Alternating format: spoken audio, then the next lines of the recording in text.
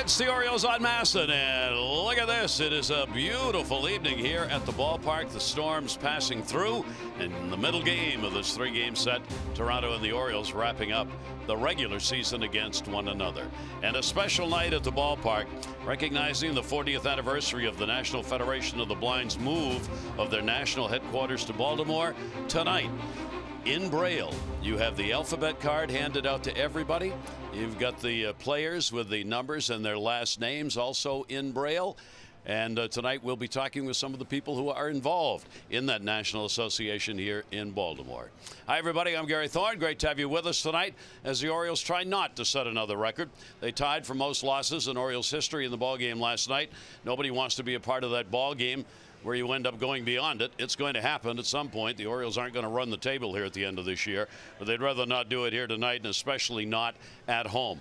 After last night's ball game, the weight of this season on the players just continues to grow. This is not fun. You come into this game hoping to win, and that's not happening. And Chris Davis spoke about it after the ball game.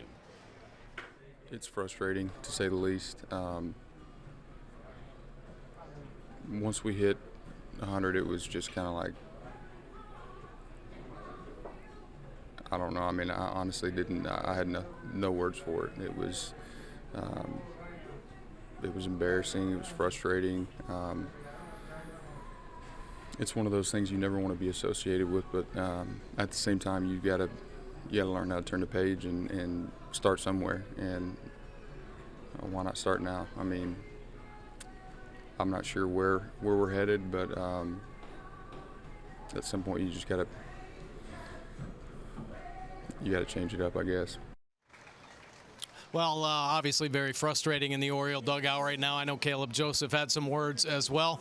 You know, they're setting on the record here, and everybody down. I mean, it is a down team and has been for a long time. They got to find some way to find some positive stuff here the last 2 weeks. Hope they can get a W here in this middle game and maybe even win a series here at home.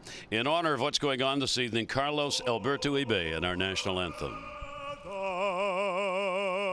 Our home and native land, true patriot love in all of us command,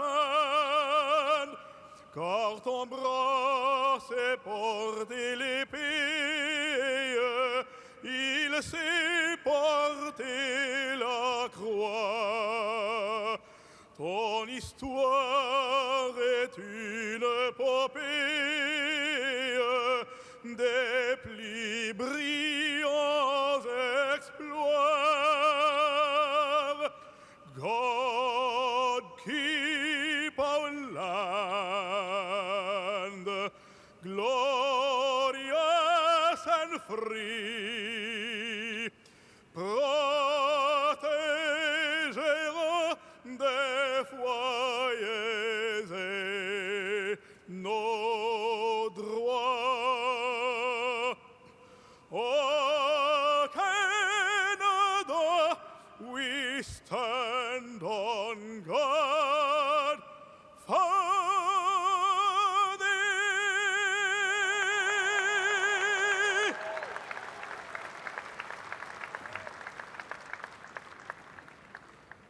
Oh, say, can you see by the dawn's early light what so proudly we hail at the twilight's last gleaming, whose broad stripes and bright stars through the perilous fight o'er the ramparts we've watched were so gallantly streaming, and the rocket's red glare, the bombs bursting in air, gave proof through the night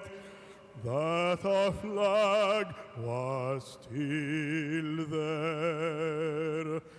Oh, say star-spangled banner yet wave, o'er the land of the free.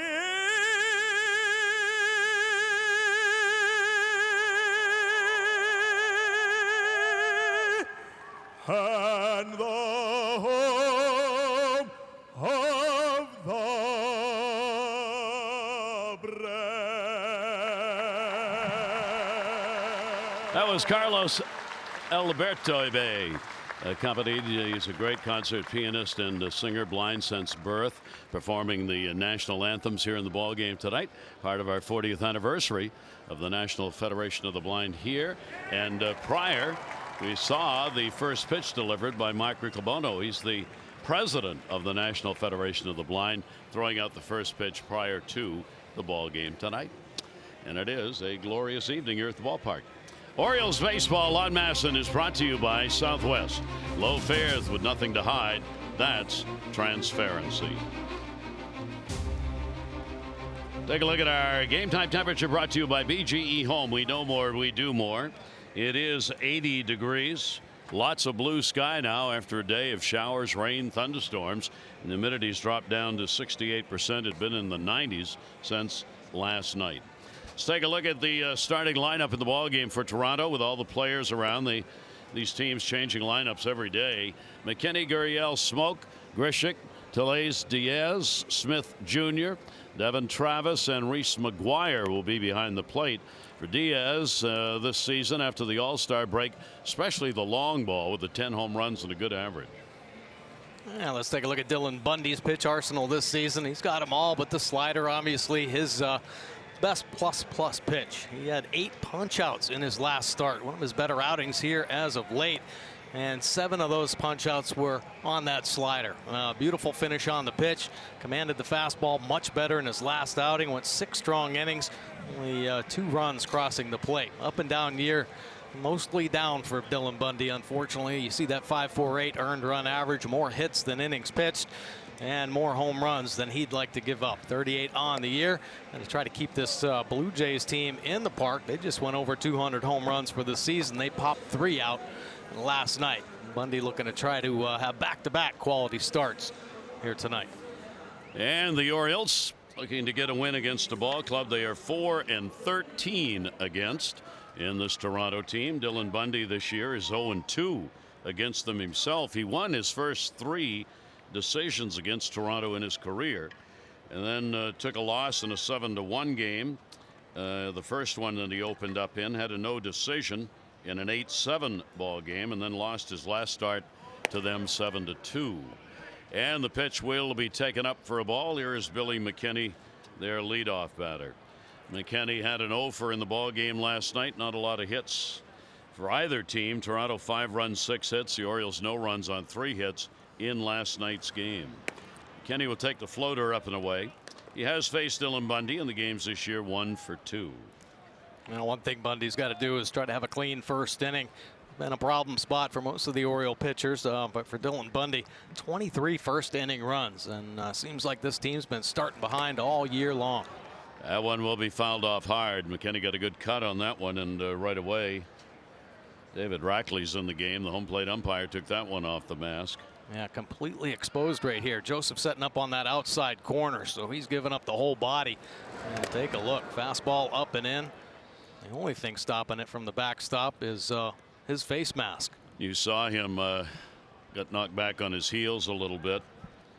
So in this case, Caleb Joseph does him the favor that the umpires do for catchers, walk out towards the mound and just take some time here and let him recover. Yeah, for sure. I am still amazed for both pitchers and catchers how you do not have a concussion problem on virtually every foul ball like that. I agree. I mean, the force is so enormous, yet we just roll on as though nothing happened, and I guess nothing happened. Right. A 2-ball, 1 strike count. Pretty much straight up D here on the leadoff batter McKinney. Good heat, 91, buried down low on him. And the count goes to 2 balls and 2 strikes. Dylan Bundy's ERA against Toronto this year a very high 7.88 in the starts that he has made against them. Lifetime, though, his ERA is 3.63. Lifted in the air, right center field. That's going to be playable. Mullins will move over. He's there, and he's got it. Let's take a look at the Oriole defense behind Bundy tonight. Stewart getting the start in left field. Mullins and Jones will join him. Villar and Valera turning two up the middle. And how about Wilkerson finally in the lineup? Hamstring's been bothering him, and he gets slotted in as a third baseman tonight. Mancini over at first, and Caleb Joseph doing the catching tonight. Been a long wait for Wilkerson to be able to get back into the lineup, play a little bit. It's only the third start he has had at third base for the Orioles. The DL really affecting his season. Good breaking ball.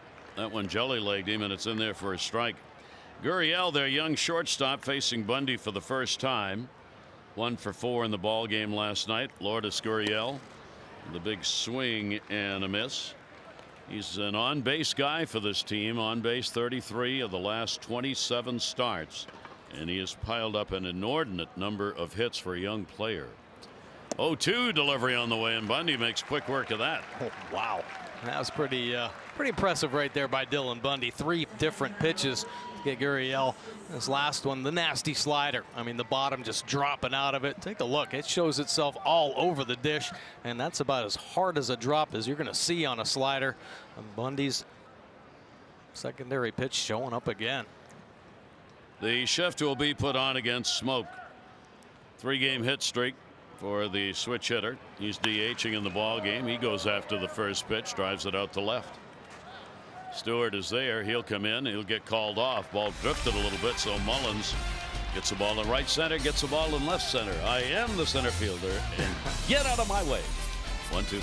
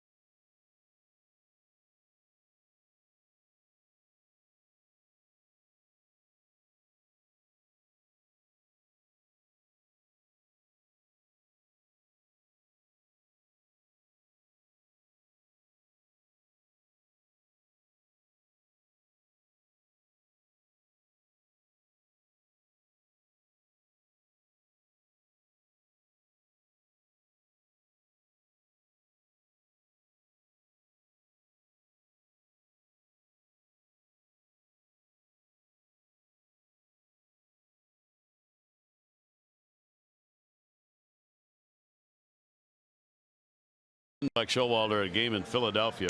Her name is Meryl Kaplis. She is a PFC USC United States Marine Corps, and 95 years old. World War II veteran. She was in the first female Marine Corps. Her husband served in the service as well in World War II in Guadalcanal. She worked as a quartermaster department. Women were not allowed in combat units at the time. She is hard of hearing and has lost her eyesight in later years. She was out there with the Orioles prior to the ball game. Great baseball fan, as her husband was. We are delighted to have her with us. Meryl Kaplis, United States Marine Corps.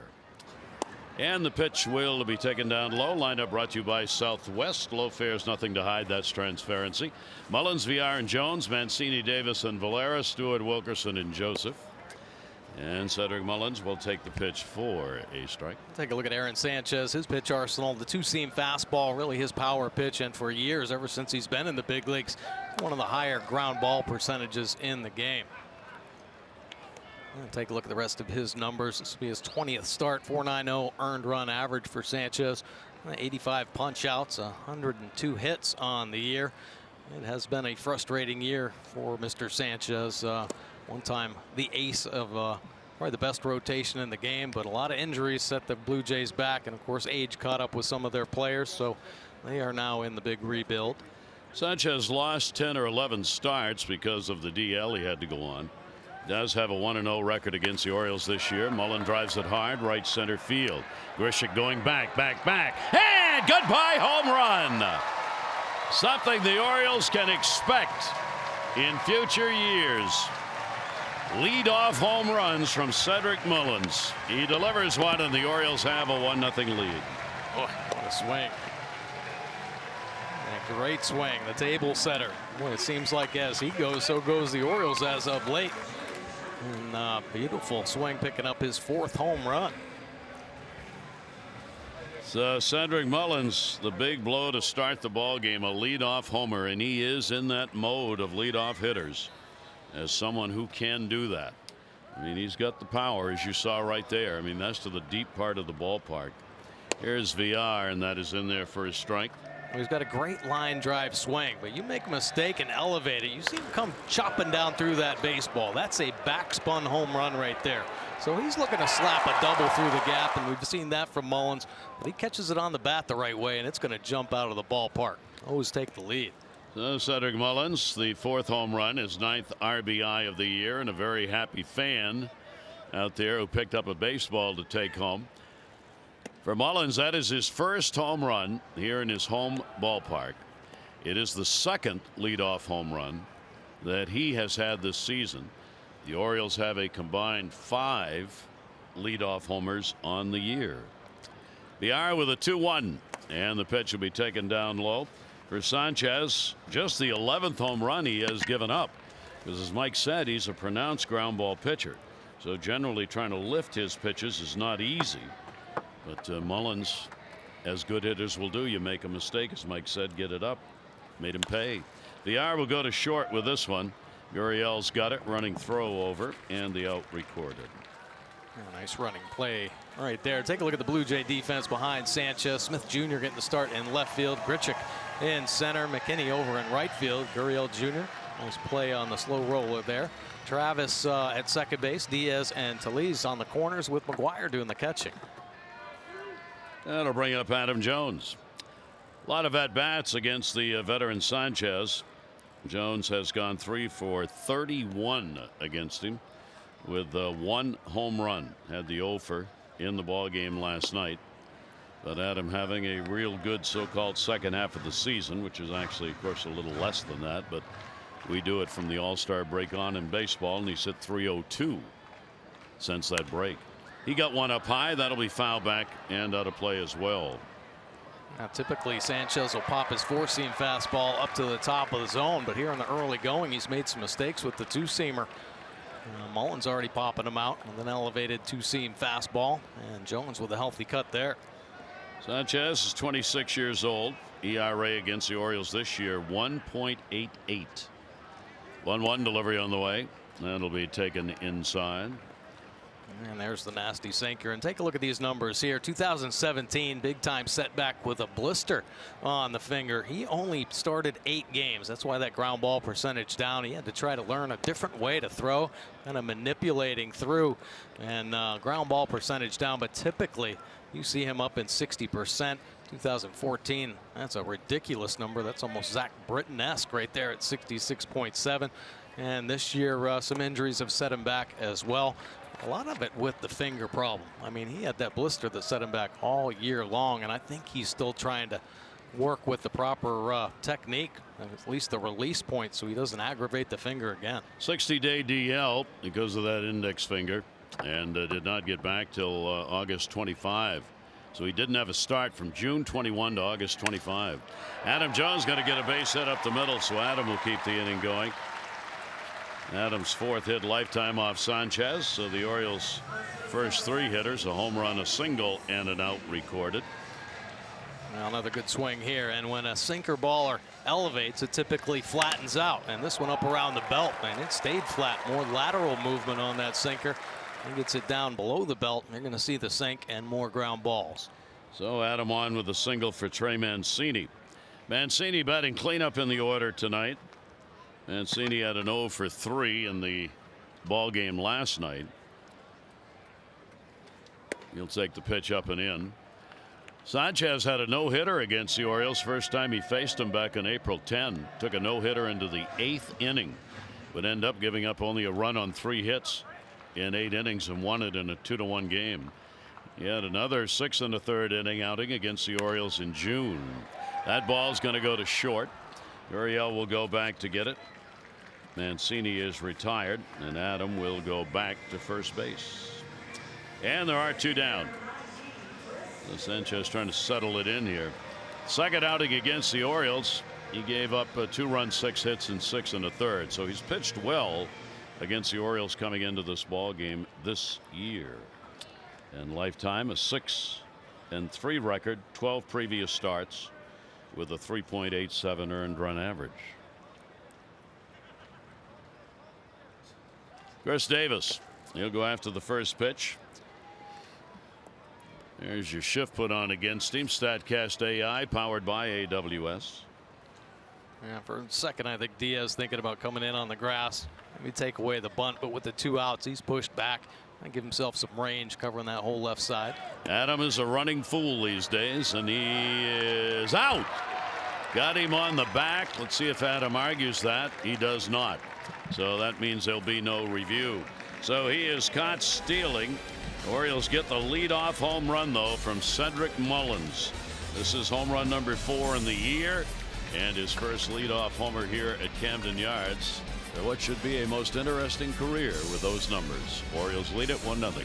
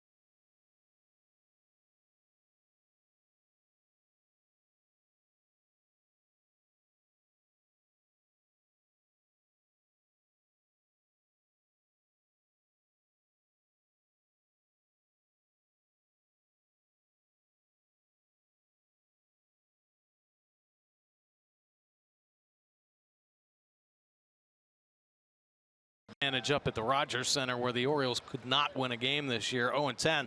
Orioles playing the Blue Jays much better at home, but really the story, the Blue Jays outslugging the Orioles. You see 34 home runs. The Orioles up to 19 now, but last night they popped 3 more out of Camden Yards. So keeping them in the yard, keeping this Blue Jays offense contained is going to be the key in tonight's ball game. John Gibbons, Buck Showalter, 2 managers without a new contract. Finishing out the season with their respective teams, neither knowing if they'll be back. And a swing and a miss on a pitch down and away. Randall Grichuk. Grichuk a 1 for 2 off Bundy. That's a home run. Orioles finally held him off the board with the 0 for 4 last night, but he's still hitting .379 against the Orioles on the season. Foul tipped.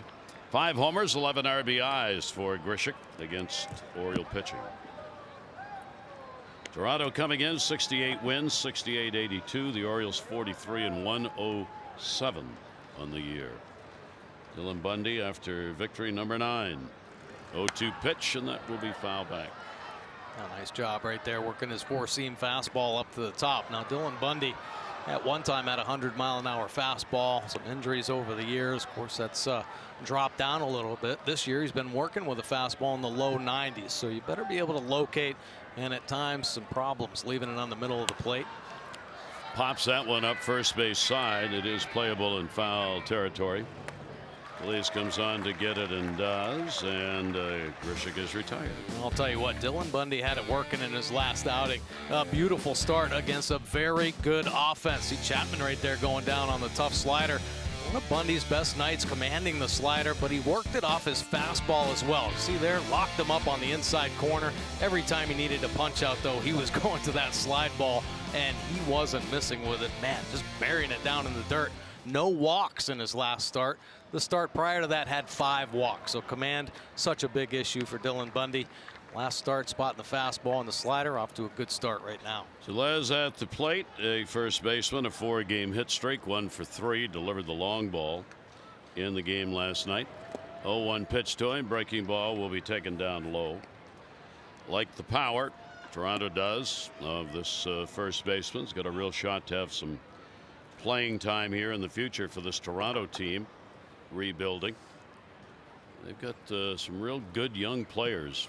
1-1, the breaking ball will be in there for a strike. They feel their 3 best players, including Guerrero Jr., have not even shown up at the majors to play a game yet. And they've still got some real good players, the likes of McKinney, McGuire, who's behind the plate tonight. Tellez, who's up at the plate. He'll swing and miss. Strikeout recorded. Bundy gets number 2. A nice fastball right there. 93 miles an hour. A little extra right there. Bundy's always had some pretty good revolutions on his fastball, and it's helped him blow heaters by hitters. That one looked like a pretty good one at 93 miles an hour. And it just gets by him in the glove of Joseph. Leadmas Diaz will stand in. Diaz getting the start at third base tonight. Came on as a pinch hitter and hit a home run in the ball game last night. And will take the pitch up and in. He's hit .276 since the All-Star break, so he's had a hot bat for this team. He's another one of those piled up numbers against the Orioles. .339 average this year against the Orioles. And Bundy's delivered to him, taken for a strike. Bundy will certainly know Diaz has 2 hits off him, and both of them have been home runs. 2 for 6. 1 ball, 1 strike delivery to him. Up around the hands inside. 92 on that one. 2-1. We keep an eye on Dylan Bundy and the velocity. Sometimes he'll pump that ball up to the mid-90s. It has been for most of this year, though, 91 to 93. Good catch on the inside corner. 2-2. A little backup slider right there. Dylan Bundy wanting that one down and away, but hey, that works. You see the 4th pitch, just hugging that inside corner. 2 ball, 2 strike delivery. Bundy working in a hurry, and that will be fouled away. Dylan has won 31 games and lost 29 in his young career. 25 years old now. The home runs, as we've mentioned all year, have been a huge problem. Career high, leads the majors in home runs surrendered.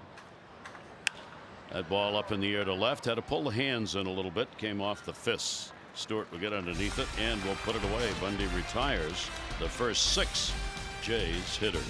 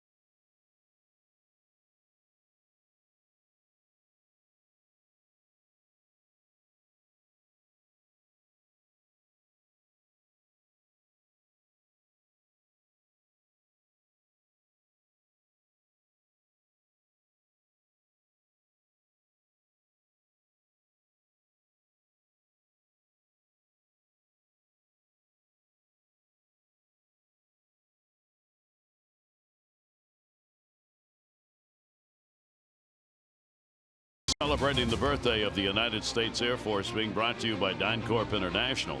We serve today for a better tomorrow.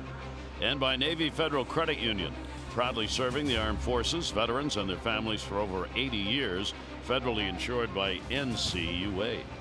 Initially part of the United States Army, which the Air Force never wants to admit, was formed as a separate branch of the military in 1947. Air Force celebrates this date as its official birthday, history of the branch stretching nearly back as far as the airplane itself. And then somebody will say, well, it's good that you're in the Air Force, one of the branches, but you're not a Marine. And the pitch will be taken in there for a strike. Our 95-year-old guest and a United States Marine. 0-1 delivery on the way, and a swing and a miss, Chris Davis. Davis 0 for 3 in the ball game last night. Chris is DHing here tonight. He's only had one hit, 25 appearances in the last 7 ball games he's been in. There'll probably be nobody happier to see this season end than Chris Davis. Take a big eraser, erase it, and pray that when you start writing again, the numbers are entirely different. Right. 1 ball, 2 strike count on him. Valera, then Stewart. And the off-speed delivery was bounced. McGuire will make the play to first for the strikeout. Well, Sanchez likes to throw that two-seam fastball right at the lefty's hip, and he'll crisscross in there. This time dropping the hard slider down and in, and just picking it up a little too late. Davis swinging over the top of that one. Not a strikeout pitcher. Sanchez, his strikeout to walk ratio not particularly good. It's about 1 1/4 to 1. He's had 86 strikeouts, 55 walks on the year. The walks are actually a little high for the 101 innings that he pitched coming in. Valera, a 3-game hit streak for Breivik. He was not in the ball game last night, and he will take the pitch for a strike. Yankees playing tonight, and Aaron Judge is in the lineup. So Judge is making a start with that wrist recovery. Ground ball going to second base. Devin Travis the flip. 2 down. Maryland Lottery's home run richest contestant of the game is Tamara Brettenbach from Mechanicsville. Tamara's already won $500 for being selected, $500 more for every Orioles home run hit during our ball game. So good luck to you, Tamara.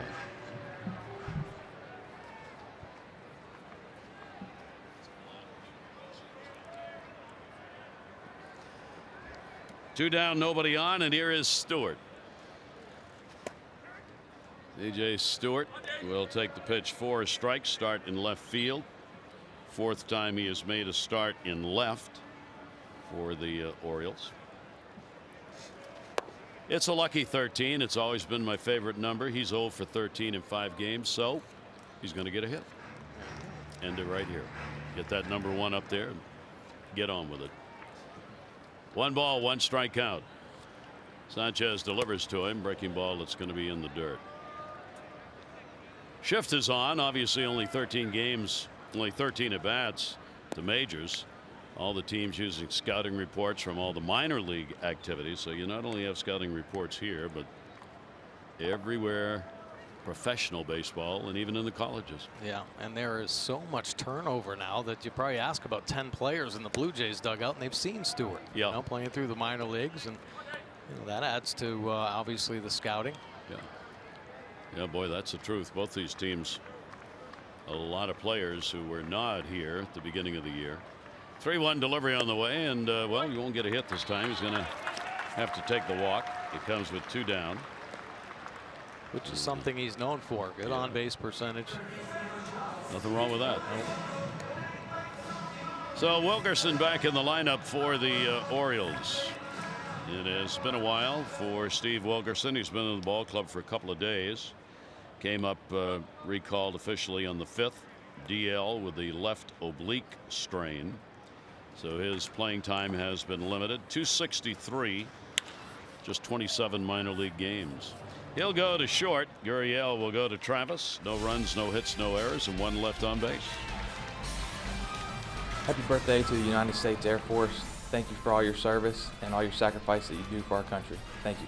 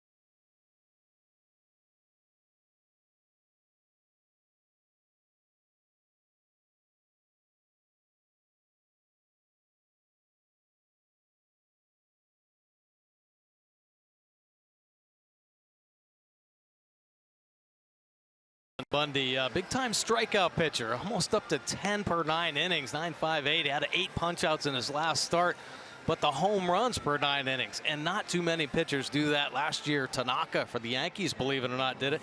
Gave up 35 home runs and had 194 punch-outs. And how about Ian Kennedy back in 2015? He gave up 31 home runs with 174 Ks. Bundy right now, 166 strikeouts, and of course, the 38 home runs. So great stuff, but you make a mistake on the plate with a marginal pitch and it's getting whacked. So tough luck year for Bundy. This is a Toronto team that is hitting home runs this year. Ball put up in the air towards center field off the bat of Dwight Smith Jr.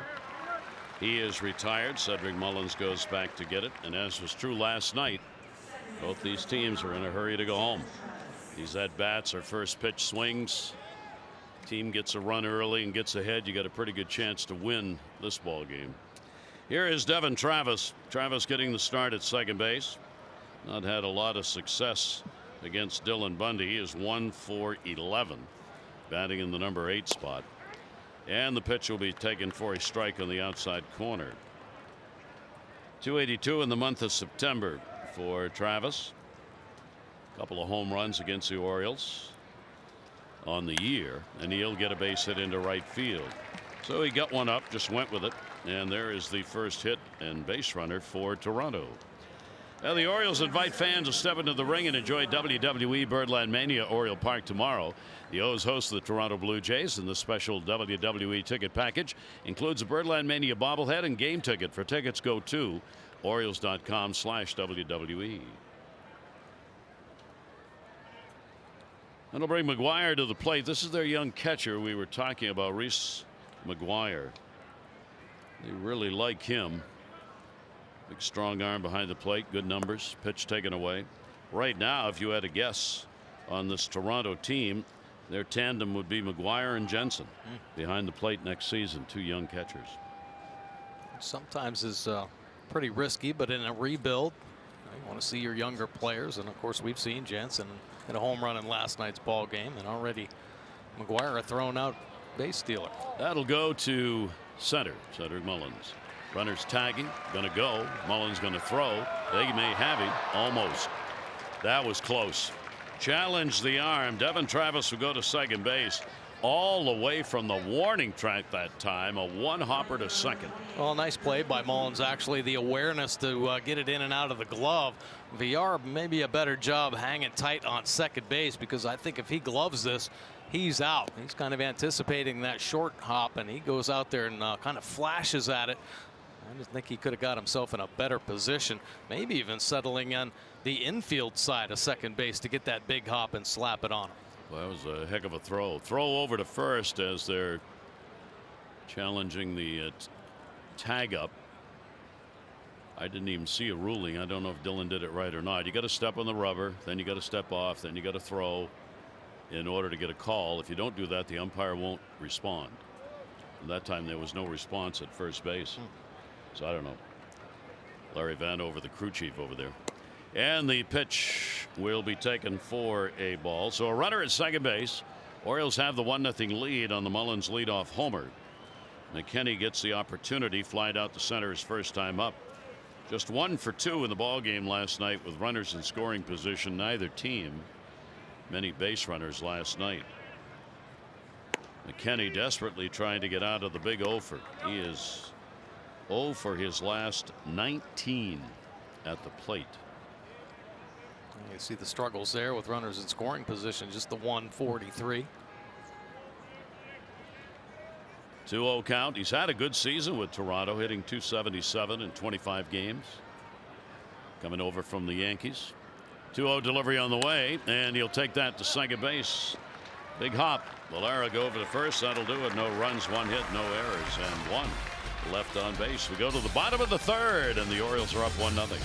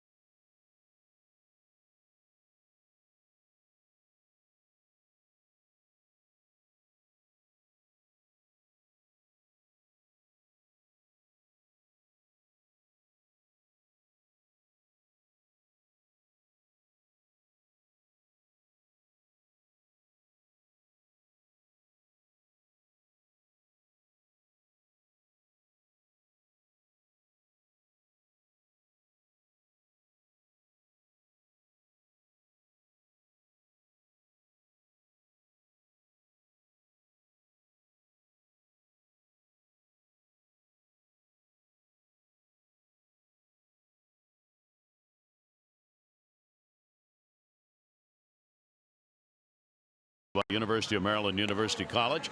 76, the Indians player-manager Frank Robinson. He had a pinch hit single in the final major league at bat of his career, finishing up 21 years. 41 years old, 294, 586 homers. In 1977, in front of 51 7+ at Memorial, a special 1-hour ceremony prior to the game held for Brooks. Thanks, Brooks Day. And there is the legend out there in Legends Park, Brooks Robinson. And back with the ball club here this past weekend as part of the minor league awards ceremonies. 1-0 lead for the Orioles, bottom half of the third inning. Caleb Joseph. Caleb has gone 1 for 11 lifetime off Sanchez. And there's Frank. With the Orioles in all those great years, of course, finishing up away. But as the baseball gods would have it, his last game would come against the Orioles. Play it at short. Gurriel's got it. Play in time. Caleb is retired. 1 down. Well, as you enjoy a Miller Lite, look forward to the whole true moment later in tonight's game. Sanchez definitely got that two-seamer working right now. Early on, that first inning left a couple up around the belt, but right now throwing everything around the knees, and you see the ground ball starting to get racked up. Comes off a tough game against Boston, where he gave up only 1 run on 3 hits in 7 innings, and yet would take the loss in the game as the Red Sox shut out Toronto 1-0 in his last start. Here's Cedric Mullins, who delivered the leadoff homer. 4 total home runs now on the year, which will be taken down low. Cedric smacked one into the bleachers in right center field, long way off. Second leadoff home run he has had in his major league career. First one here in this ballpark. And there's the fan who got the ball. He'll never forget that one. He was out there in an area where you know, if you're lucky, long ball hit, you get one, but he was the only one there to haul it in. Center field, deep. Grishik back, wall, Grishik. He'll make the catch. Bidding for 2 in a row. That one was 409 feet away. The trouble is the wall is 410. Nice pass, though, by Cedric Mullins. A really good swing. He gets into this one. The back spun ball, running Grishik all the way back to the wall. And he finds it, comes down with the out. But, boy, Mullins seeing the ball well. Hitting the ball hard and straight away. So 2 outs here in the third, and here is Jonathan Villar. Villar grounded out his first time to the plate. Villar continuing to run since joining the Orioles. Had his 3rd multi-stolen base game in the game last night. He's hit safely in 6 of 7 against Toronto this year. Carries a .346 batting average against the Jays coming in. And the breaking ball will be taken inside. These 2 teams will wrap up the season series tomorrow night. Marco Estrada is going to pitch for Toronto. We don't know who's going to pitch for the Orioles tomorrow night. 1-1 delivery, leans back and a pitch up. Orioles may have another one of those opener games as they did in the game last night with Evan Phillips pitching 2 innings. Buck still hates calling it that, but that's what it is. 2-1 delivery on the way is taken outside. 3-1. A little change right there. One of the firmer changes you're going to see in the game, but he plays it off his two-seam fastball. So he's rushing his heater in there 96, 97, and then he'll flip a little two-seam change in there about 89. And we've seen a couple ground balls on that change. He'll walk him on a pitch way up and away.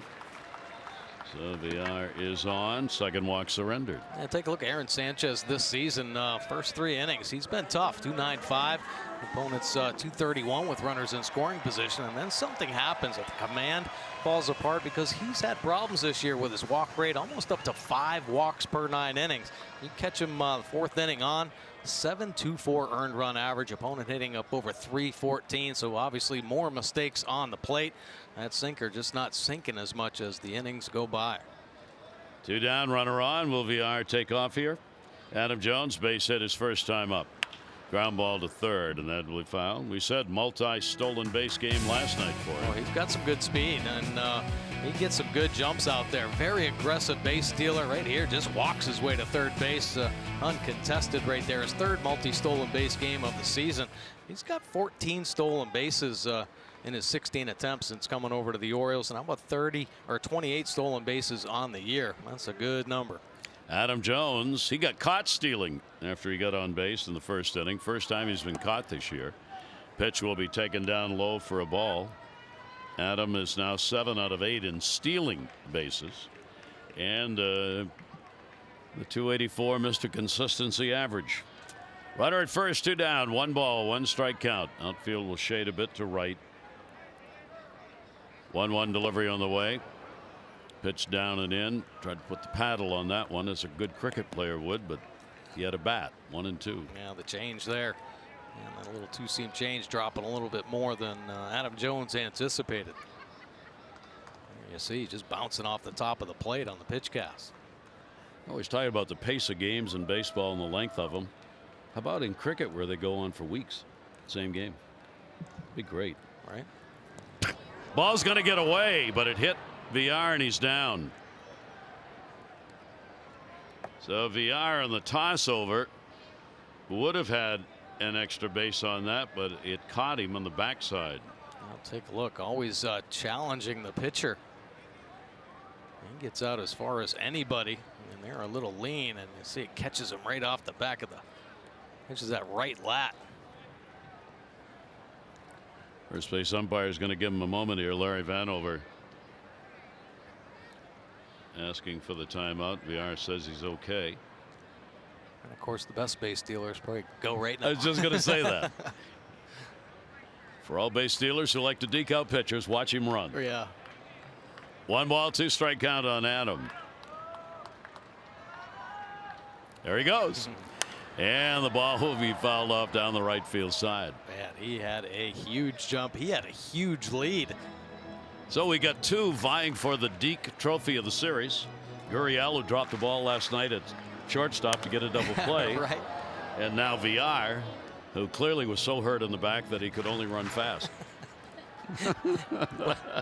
You got to sell it, right? He gets hit in the back. And he sold it. He never even got up. Limped over to foul ground. You got to be able to think quick in order to do those things, as Gurriel and he have done. 1 ball, 2 strike count. There he goes again. Yeah, Sanchez not a believer. That's down the line, headed to the seats, and that'll be out of play. McKinney unable to get to that one. Well, there are 2 down, so Sanchez is concentrating on getting Jones. I mean, he hasn't even looked over at VR in the last 2 pitches. All right, he's trying to make those good strikeout pitches, but now might be a good time to just waste one. A high fastball up and out of the zone, and see if the young catcher can throw out another base stealer. 1-2. Adam Jones trying to bring him around here. Now we'll get a throw over to first. VR, it looked like he knew it, right? He had a short Stand lead. right He there. wasn't even flinching or anything. I'll let him pick me off here, and then I'll get back out here and steal a base. Base stealers have been successful against Sanchez, 9 out of 12 coming into the game. Now 9 out of 13. There he goes again. 1-2 delivery. Throw from his knees. And not in time. Stolen base. McGuire made a pretty good throw. But with that jump by VR, there was no chance. Well, that's impressive right there. I mean, everybody knows he's going. He keeps going as well. This is an impressive attempt from the knees. A little changeup, though, down and in. He knew he didn't have time to get to his feet. See Travis fighting for position on the base. And there you see the good speed of VR. My goodness, good jump. He gets great jumps and gets up to his top speed about as quick as anybody on the team. So with the Orioles, 15 stolen bases, 15 out of 17. 29 picked up on the year, caught only 4 times. And Adam gets a chance. Orioles last night 0 for 4 runners in scoring position. Adam down to third. D is the throw, and that will record the out. So no runs, no hits, no errors, and a base runner left on. A pitcher's duel through 3.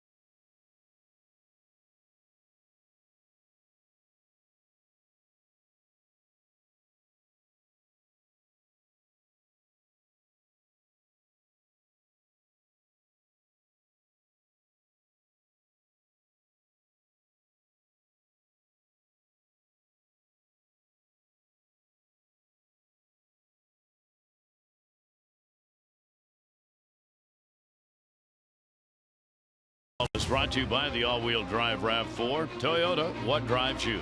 Visit buyatoyota.com for great deals. Gary Thorne and Mike Bordy, great to have you with us. And on hand here at the ball game tonight, Bill Scanella. He was born with low vision, loved baseball. He and his wife got season tickets after the 84-83 World Series years. They took a break after they started a family, came back 2010. They do not miss opening day. Bill, legally blind, relies on his family to help him understand the game action. Loves coming to the ballpark. Smacked at. Gurriel's got a base hit to center. Leadoff man is on here in the fourth inning, as Gurriel, who struck out his first time up, barreled up on them. Yeah, well, you know, he heard this one. Came off hot. Dylan Bundy trying to get ahead. Fastball that ends up leaking back over the middle, and Gurriel smoking it out to center field. A couple hops out to Cedric Mullins. So each team now with a couple of hits in the ball game. Number 3 in the order. Here is Smoke. He flied out to center field his first time up. Justin Smoke, infield shifted at double play depth. The Smoke's not had a big average against the Orioles this year, but he does have 3 home runs and 5 RBIs. And here in this ballpark, this guy carries a .297 lifetime average at Camden Yards. 6 home runs. Smoke in the off-speed delivery. Bundy throttled way back on him and had him way out in front. Wow, that's impressive right there. I hadn't seen that from Bundy. 78-mile-an-hour changeup, almost more the ephus effect. Really pulling down hard with the fingers. Typically a little bit firmer with the change. 1 ball, 1 strike count. Gurriel, not a big lead, but will draw the throw over. You got the middle of the order here. Smoke, Grishik. You don't want to record an out on the base paths if you can help it. So Gurriel, whether he'd go or not, he's got to have a good jump. He only has on the season 3 stolen bases, 1 stolen base. Foul back. Hit hard, right straight back, and a 1 ball, 2 strike count. Well, Bundy got away with one right there. Caleb Joseph calling for that fastball inside. And this is a problem with Bundy most of the season. Just the inability to locate that fastball. And this one just leaked right back over the middle. And Smoke was backlegging it, following it straight back. Dustin Smoke comes in with the 3-game hit streak. He's had 4 hits, 13 at bats during the streak for Toronto. 1-2. Runner not going. And that one's going to be fouled off.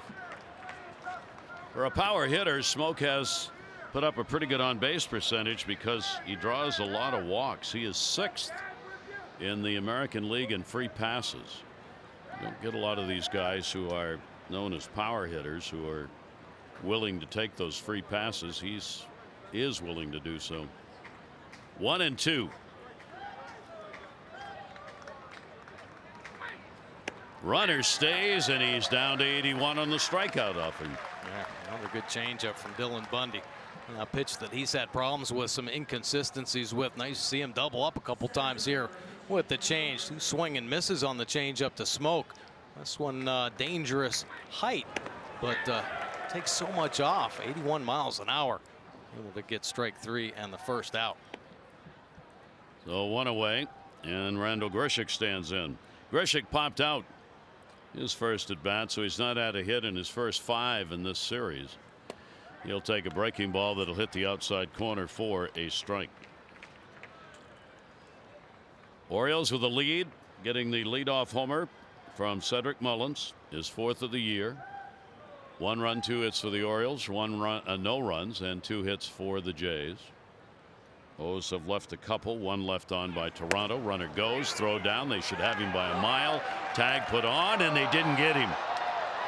The ball was there in time, but he slid around the tag apparently, as Gurriel went to the outside center field part of it.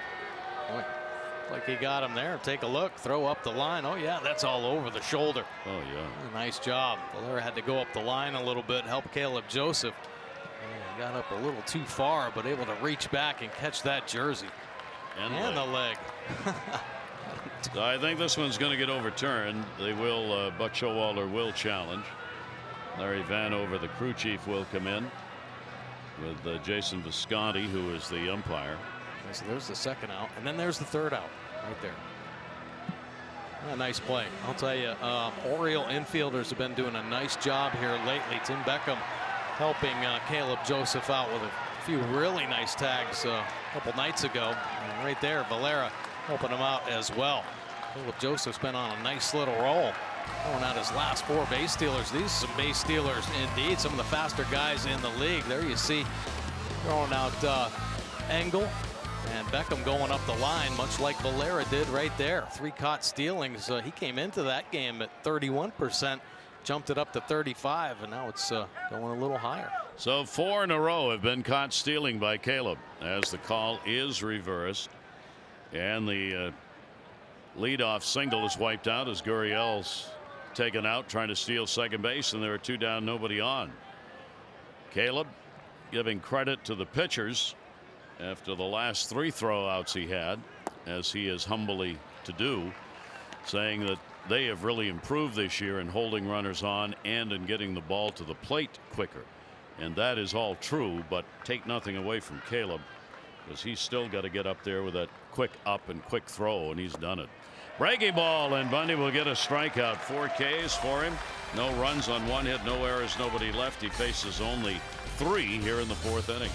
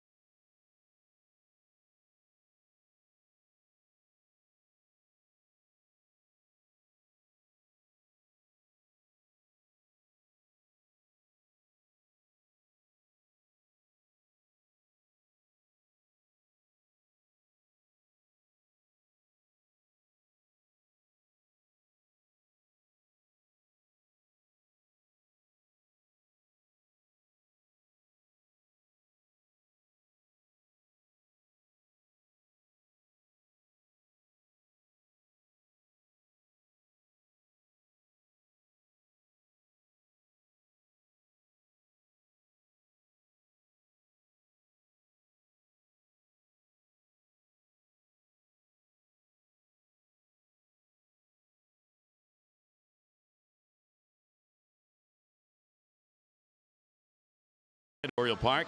Fans purchasing the University of Maryland University Night Ticket Package will get the unique Orioles cap featuring the Terps colors and logo. The caps are limited. Be sure to reserve yours. It's tomorrow night. Orioles.com/university. It's supposed to be a beautiful night here at the ballpark. Now Bobby Dickerson, infield coach, giving Valera some love coming up the line, making that tag, helping Caleb Joseph out a little bit. I mean, it is so important to handle that baseball out in the middle of the infield anytime. You miss a tag, you got to take it personally, and it's just making pitchers throw more pitches. It's giving the team extra opportunities. That one deep down the left field line. It is headed to the corner, and it is going to take a big bounce back. Trey Mancini rounding second, on his way to third. Here's the throw by Smith, and it gets away, and he's in. Again, the ball there in time, but it was not caught by Diaz, and Trey Mancini has a 3-bagger. Well, Trey Mancini getting a little excited right there. Ball kicking off the wall and pushing all the way back into left field. Take a look, Smith Jr. just over boogieing right there off the wall. And Trey Mancini, he thinks this ball's out of here. So giving a little home run stare when he sees it kick back. Yeah, he's got another gear. Turning it on right now. And the head first slide. Fortunately, Diaz unable to hang on to that one. So Mancini's got his 2nd triple of the year and the 6th of his career. And Dwight Smith was lucky he didn't get hit in the back of the head. That ball was right there, head high, and he just lost it. Right. Just put the glove up, right? Yeah. And then it hit right in front of him off the wall. So the Orioles a chance to get another on the board. Davis will get down to first base, hit by a pitch. And the Orioles cover the corners here to start the 4th inning. That is the 7th hit batter by Sanchez this year. And the Orioles have 2 on with nobody out in a hurry here in the 4th inning. And not a very happy right-hander. All right. Breaking ball, catching him on the toe, just nicking him. Well, maybe this was meant to be Breivik Valera night.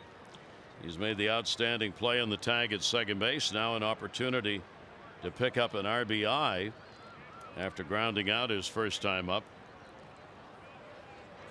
Infield will stay back and they will play for 2. Well, we talked about the problems getting into the 4th inning and on that Sanchez has, and the defense let him down a little bit. Well, the Orioles hoping to take full advantage of this 1st and 3rd opportunity. 1-0 delivery will go in the air to center. It is not deep. Grishik, runner tagging Mancini. He's going to come. Here's the throw to the plate, and he is safe. Ball was dropped. Out. Never touched the plate, I guess. Yeah, we're going to take a look at this one. David Rackley, the home plate umpire, made only one call, and that was the out call. It looked like Mancini had gotten in ahead of it. Yeah, a little head first slide to the back corner, but you see the catcher sliding in and actually blocking the plate, not allowing Mancini to touch it. Ball comes loose and boom, puts it on him. Mancini heading to that back side, and oh yeah, he had no chance getting there.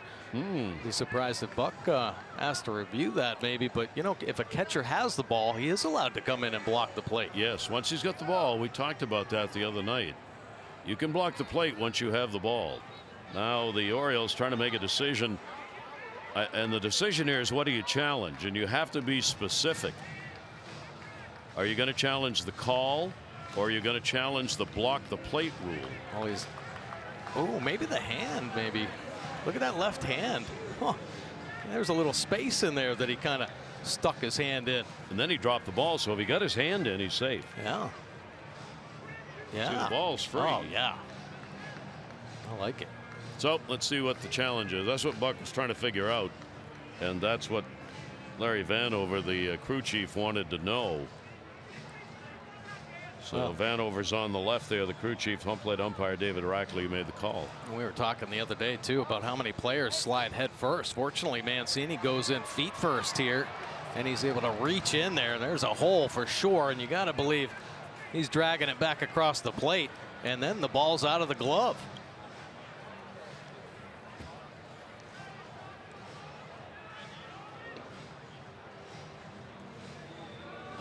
I don't know which we're challenging here, so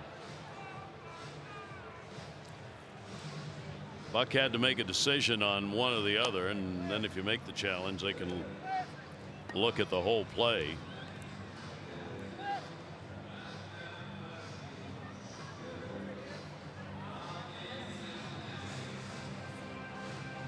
And again, the call is out, so you got to have clear and convincing evidence the call was wrong.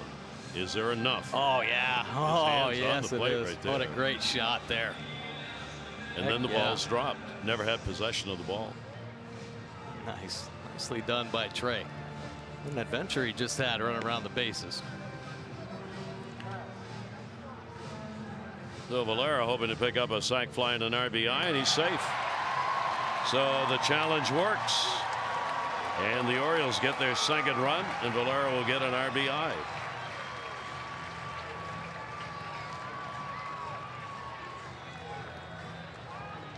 John Gibbons out.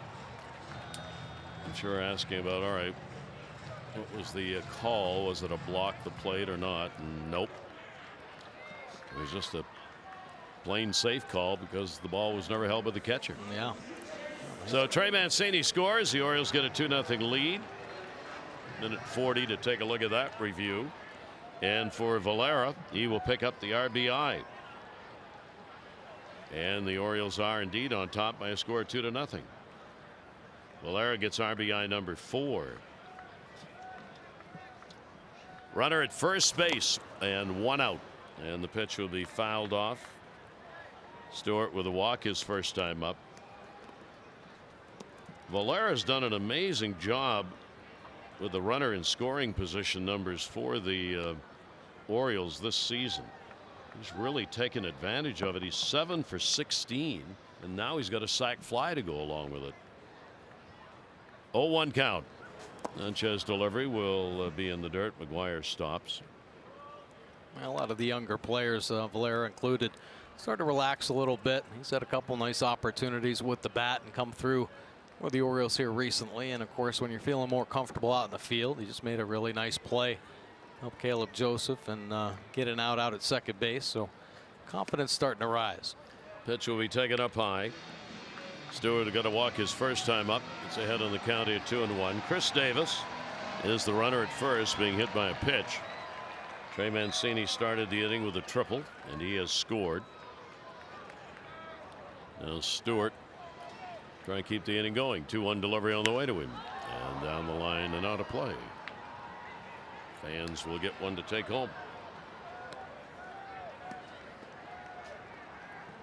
Orioles, after their 5th win against Toronto, they have lost season series with only 4 wins twice, back in 2002 and in 2010. They actually won only 3 games.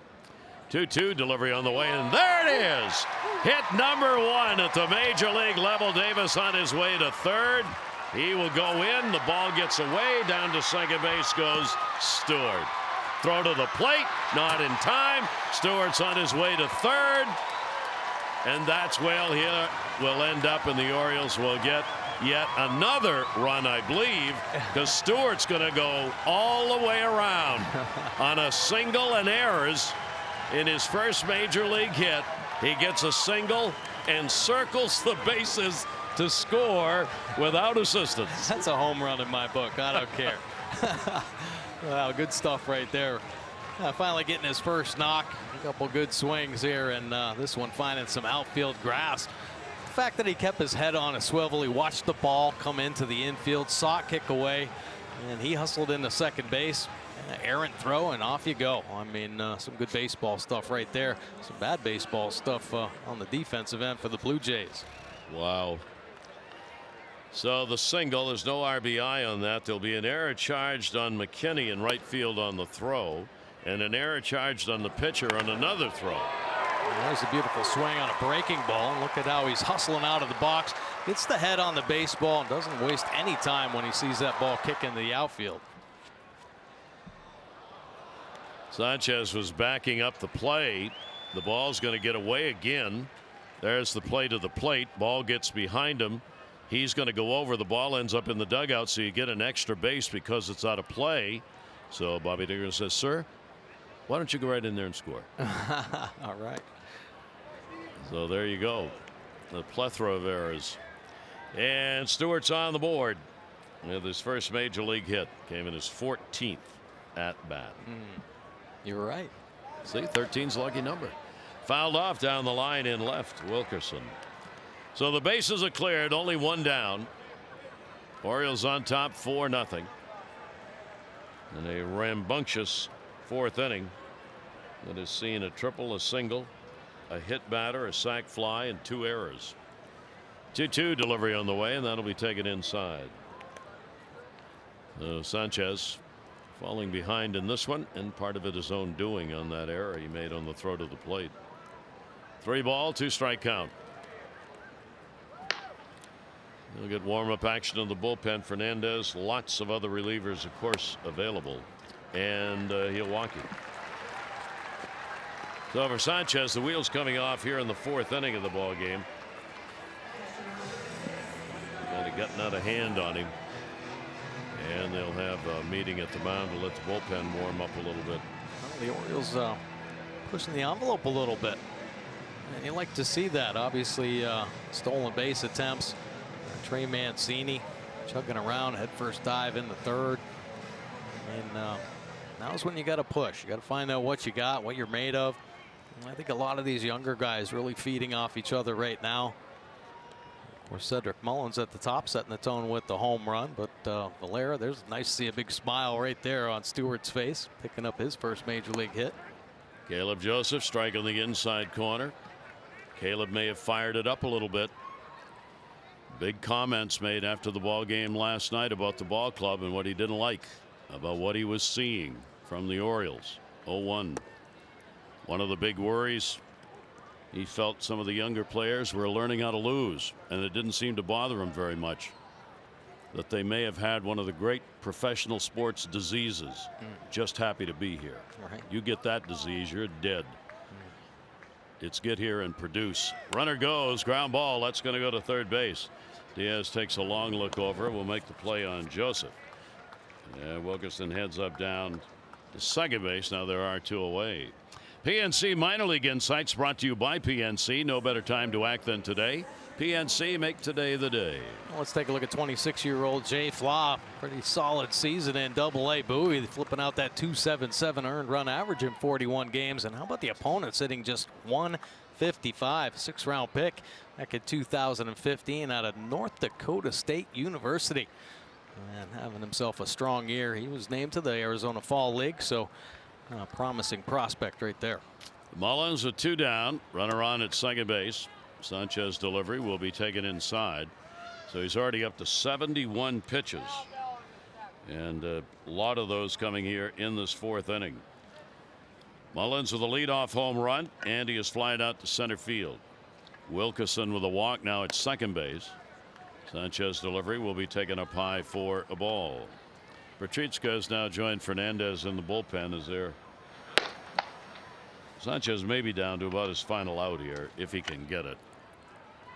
Try and get through the inning. There are 2 away. 2-0 count on Mullins. He'll chop it foul at the plate. So the Orioles, as has happened so many times seemingly this month, they come back after a shutout and put up some offensive numbers.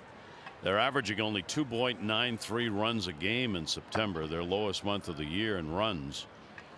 Yet, seemingly after every shutout, they find a way to get some offense going. 2-1 delivery on the way, and that's going to be up in the way, and the count will go to 3-1. Definitely some inconsistencies this year, and you're going to get more with the younger talent that we've seen here recently. But when they pull things together, I think that's the exciting part of it, and it shows this young team that they can do some certain things here at the major league level. 3-1 delivery on the way, and strike called. Orioles shut out for the 15th time last night. 11 of those have been at home. They have been blanked 2 of the last 3 and 3 of the past 6. They will not be blanked in the ball game here tonight with the 4-0 lead and a chance to try and set up a rubber match for the final game tomorrow. 3-2, runner off second base. Baltimore chopper foul. Talking about some rookies and coming into today, take a look at this list of rookies. The most hits by rookie teammate duos, and of course you heard about Andujar Torres up there in New York. But how about Cedric Mullins and Renato Nunez flipping out some knocks? 59. Of course, Cedric Mullins called up on August 10th, and he hasn't looked back. And the bulk of those players you saw on that list, Joey Wendell, Willie Adames, David Fletcher, Atani out there with the Angels, those guys are all up for Rookie of the Year. I mean, so pretty impressive stuff that Mullins and Nunez have done. High in the air to center field. Grishik will move in underneath. And Mullins will be retired, so will the Orioles, but the Orioles get 3 runs, helped out by a couple of errors, and Stewart's first major league hit, and all the way around on the errors.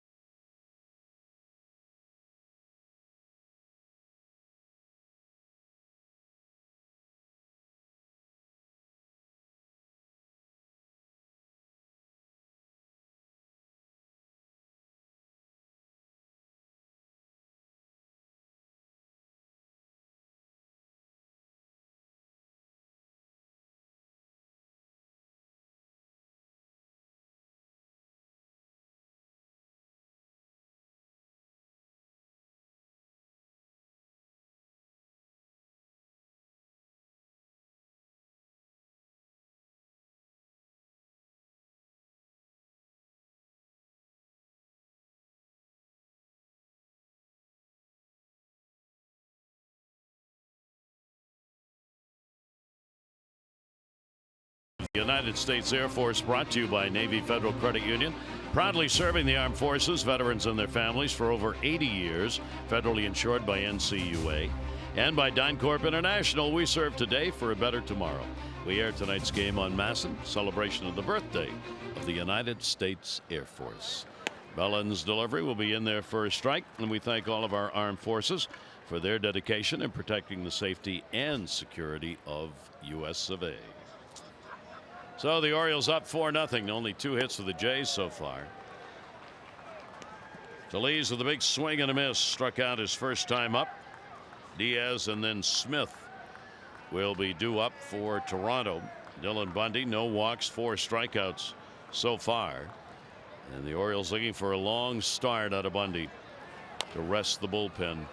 A little rollover. That one will go to Davis. Bundy will cover. He'll take the flip over there. And there it's 1 away. Today the Orioles are wearing some very specially designed jerseys with Braille lettering in recognition of the 40th anniversary of the National Federation of the Blind moving their national headquarters to Baltimore. You can go to Orioles.com/auctions to bid on these autographed and authenticated game-worn jerseys. All proceeds benefit the National Federation of the Blind. Bidding closes next Tuesday at 10 p.m. Orioles.com/auctions. Pitch will be taken away. Diaz flying out to left field his first time up. Buck Showalter saying before the game who starts tomorrow for the Orioles would in large part depend on the distance Bundy could go in the game. Over the last 8 games prior to this, Orioles starters have pitched 25 innings in 8 games. So the bullpen has really been overused. Everybody knew that, and the hope was Bundy here in this game tonight could kind of give a little respite. Yeah, so far so good. Good command, moving the ball around. Of course, the nasty slider. 2-1 down the line, fair ball. It'll roll into foul territory. Diaz on his way to second base. Stewart will get it back in. And a double with 1 away as Diaz now with a 4-game hit streak. On a hard chopper, actually picking up speed when it goes by third base, hitting on the dirt. Man, Wilkerson, we've seen him in his short time make some great plays down there at third, but can't corral that one. Diaz standing at second base with his 24th double. So a chance for Toronto to get on the board. They left a runner in scoring position in the 3rd inning at second base. They have not had a runner to third. Here is Dwight Smith Jr., 25-year-old out of Peachtree, Georgia. Dad was a Major League Baseball player and a good one. Dwight Smith Sr. He played in the majors 89 to 96 and as a World Series ring picked up with Atlanta back in 1995. 0-1 count, 1 down. Flied out to center his first time up. Bundy one gets away up high.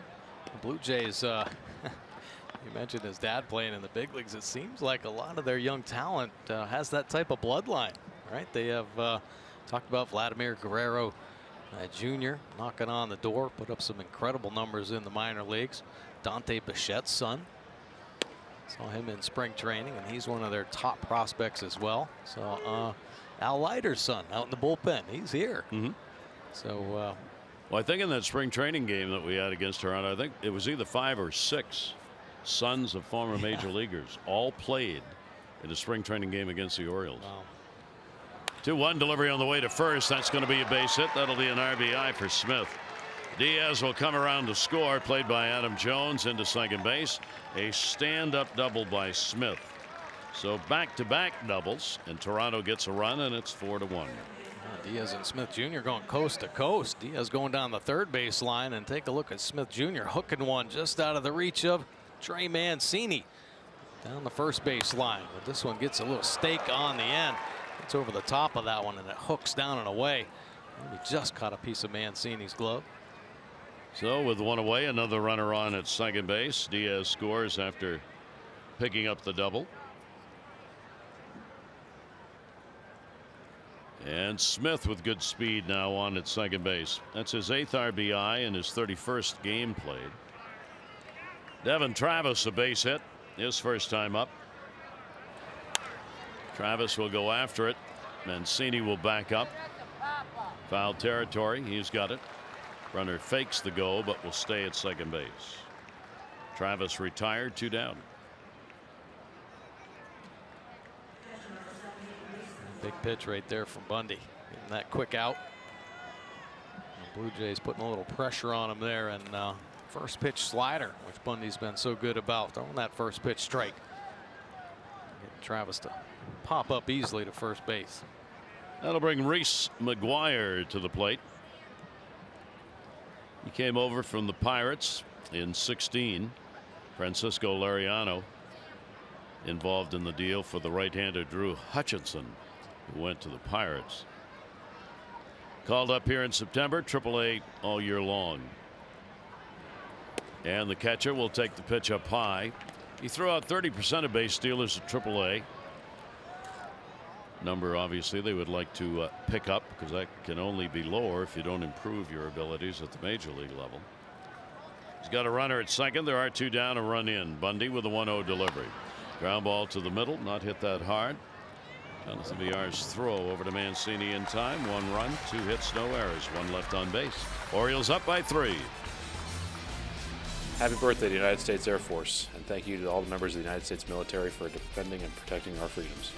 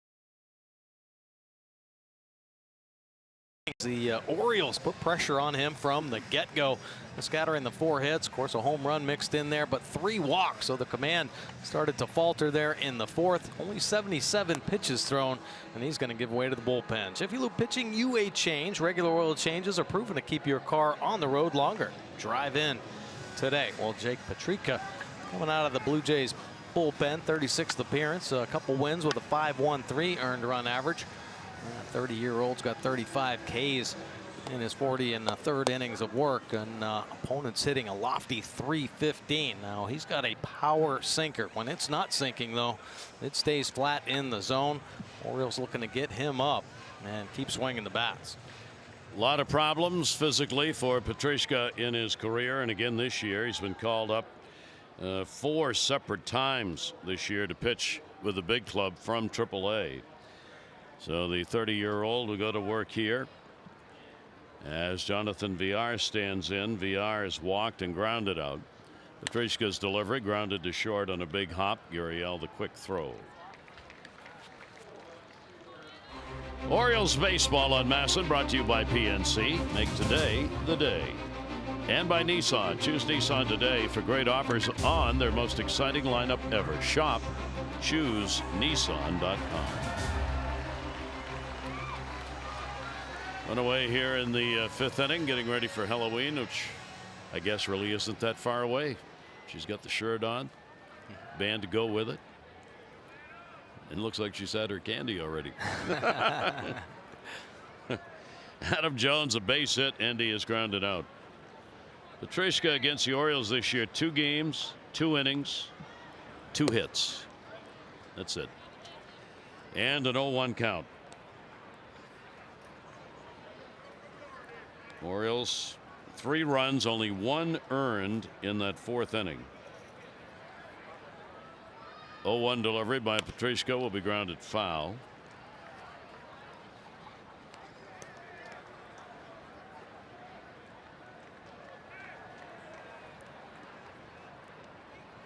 Orioles with some smiles, which have been few and far between here in September. Well, the fun part is when the young guys start thinking, okay, well, we're going to be the next group in this rebuild. And when these positive things happen and they start believing in themselves, that's when things start getting good. Now, is it all going to turn around within the next 2 weeks? No, but it's good to see them having some positive success here down the stretch. Stewart picking up the knock, and you see how excited he is. I mean, there have been, you know, with as many losses as the Orioles have had this season, obviously we could dwell on that and explain our reasons why, but during a rebuild, you take the positives from the young guys and you build on that. And there's good speed right now. I mean, Wilkerson back off the DL. Valera's made great adjustments defensively out there. VR stealing bases, and he's a switch hitter. So I think there's a lot of exciting young players, and you know, hopefully the offseason's good to the Orioles as well. We'll see. I'm not as positive as you are. I agree with Buck. Don't be fooled by September. You playing a team like Toronto, they want to get out of here. The season's over. They're not going anywhere. It's really hard to evaluate talent when you're up against clubs that are in the same situation you're in. Not saying they can't and won't, but there's a lot of drive left to be done. Knocked down, and it'll be a base hit. So Adam Jones is on with a 1-out single. So he's got a 2 for 3 in the ball game. Gurriel had to lay out on that. Once he did that, it was over. Yeah, you expect the ground ball from Petrishka, but if you hit him hard, it makes it a little tougher on the defense. And we've already seen a couple nice defensive plays here. Laying out, actually hits him in the glove and kicks out right in the palm. So a little ejecto, and I'm sure he's wishing he would have held on. Now will Adam try and steal again? I know. He hasn't had many over the years, but 6 here. Yeah. Petchy take it down low for ball. He got caught first time this year trying to steal in the 1st inning. Trey Mancini's got a triple to his credit and a run scored, 1 for 2 in the ball game. Petrishka giving up the base hit. That's 5 for the Orioles in the game. Ground ball to the hole. Gurriel 1 relay Travis. No runs on 1 hit, no errors, and nobody left on base. Orioles looking for win number 5 against Toronto, lead at 4-1.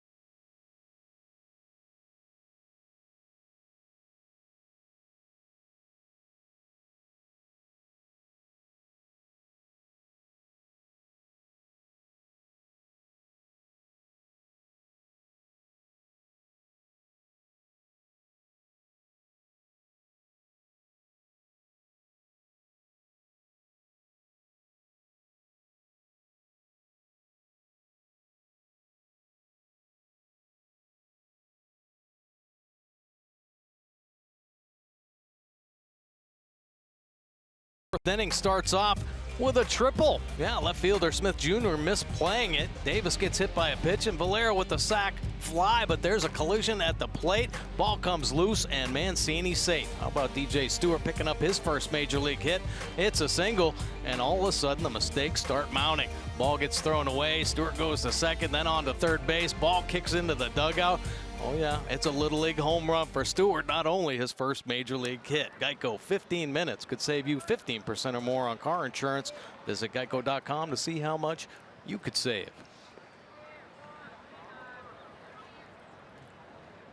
DJ Stewart still probably catching his breath after that trip around the bases. Dylan Bundy will deliver the pitch down low. So Toronto, Billy McKinney at the top of the order. 0 for 2 in the ball game, 0 for 6 in the first 2 games of this series. Top half of the 6th inning, 1 ball, 1 strike count. Bundy will get a pop-up back. Caleb will take a look, but that's going to be out of play.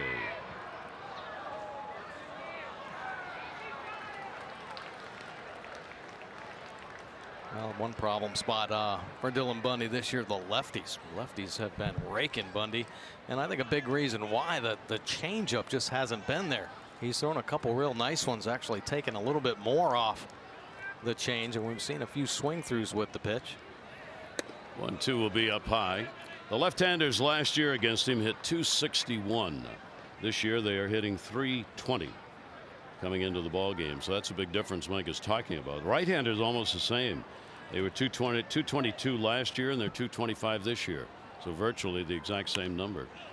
Foul back, so it is all about the lefties when you look at the numbers. Yeah, and unfortunately that glove side command with the fastball, his inability to really stick it in there underneath the hands, that fastball. We've seen it leak back over. Already talked about it a couple times tonight, and that's where he's had the problems with the long ball. And if you don't have enough secondary pitches to attack the lefties, you're going to be in trouble. 2-2 delivery reached for, and it'll be a base hit. He had to go up in the air to get that one. He'll make a turn. He'll be held. Adam will get the ball in. So McKinney's on, leadoff single here in the 6th inning. The Orioles invite all fans ages 21 and over to enjoy an Oktoberfest celebration. The Orioles host the first Oztoberfest. Oriole Park on Friday, September 28th. Special ticket packages include an exclusive pregame party featuring a variety of Oktoberfest-style beers, limited edition 22-ounce Oztoberfest ceramic beer stein, and a game ticket. Go to Orioles.com/Oztoberfest. Gurriel, the shortstop, a base hit, and he has struck out.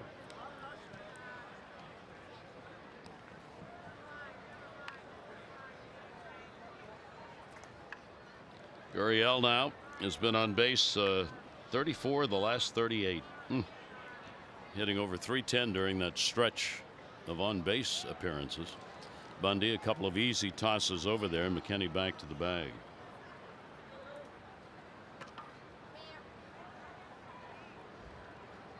Dylan effective in the ball game tonight, getting outs sufficiently so, not hurting his cause with walks and keeping the ball in the yard. Not a big lead. Pitch out. Thought he was going, and he did not.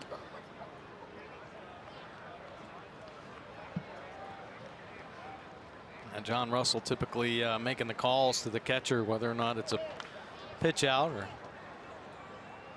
a pickoff attempt. Gurriel's only 1 for 2 himself stealing bases, and McKinney, who is on base ahead of him, hasn't played that much and has not picked up a stolen base in the planes he has played. That one got him on the backside. And we talk about getting hit with foul balls all the time, but how about the backswing, catching him on the back of the hand? Man, oh man. I'll give you one of those nice bone bruises on the back. 1 ball, 1 strike count on Gurriel. No breeze here at the ballpark for the ball game tonight, and back over again. So apparently Orioles believe McKinney's going to run.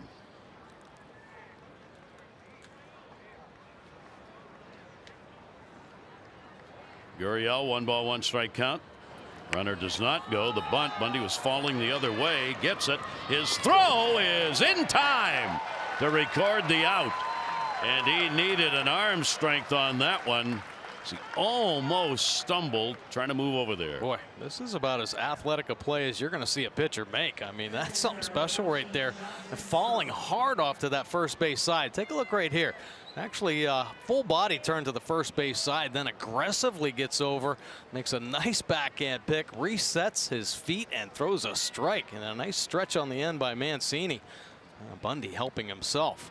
Good defensive play. So Gurriel will be credited with a sacrifice. It moves McKinney down to second base.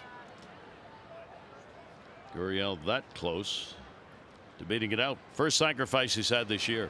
And that's going to get away, and the runner immediately took off. And that will get him third base. Now, good anticipation by McKinney, and Caleb Joseph a little frustrated about that one. Typically very good at blocking. Take a look at the breaking ball. Maybe kicking a little too far out in front. Maybe catching the corner of the plate, actually, and kicks off the left side of Caleb's chest protector. So the wild pitch will be the 6th of the year by Bundy. It puts a runner at third for Justin Smoke. One down. Infield will stay back. And Smoke will take the off-speed delivery outside for a ball. 0 for 2 in the ball game for Smoke. He is now 5 for 16. Lifetime off Dylan Bundy. He does have one home run against Dylan. Toronto trying to get their second run of the game, getting their first in the 5th. 2-0 delivery. Smoke will get an RBI. Valero will make the play for the out. And another run scores, and it is a 4-2 ball game, but what the Orioles wanted was the out, and they get it. Yeah, absolutely. And for the hitter, Smoke, some easy money right there. You get an infield back, runner at third base. I mean, you got a target to the middle, hard ground ball, score him every time. And that's what Smoke got on that one. RBI number 76 for Justin Smoke. So the base is cleared, 2 down. Here is Grichuk. Grichuk has popped out and struck out. And the breaking ball will miss down low for a ball. Toronto has won 3 ball games in a row coming into this. They had a couple of wins against New York prior to their arrival here. Red Sox going after yet another win, 1-0 over New York in their matchup that had been so highly anticipated a couple of months ago. Not so highly anticipated anymore. Red Sox are 11.5 up on the Yankees. Foul back and out of play. The wild card race continues on. The Yankees have that game-and-a-half edge. Oakland all but securing that second spot. It's a question of whether Oakland can overtake the Yankees for the #1 home field wild card game.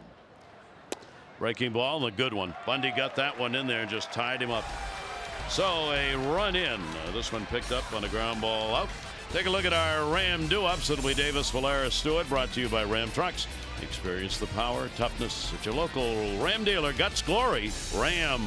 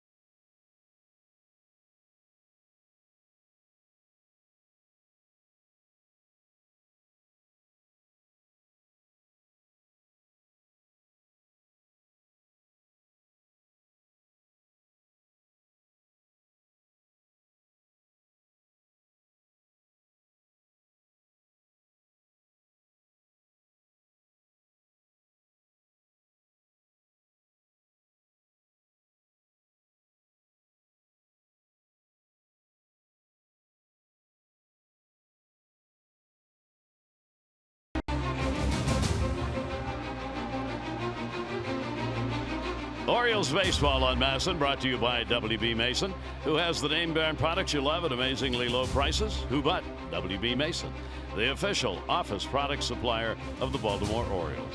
And by the University of Maryland Medical Center. Be a part of something greater.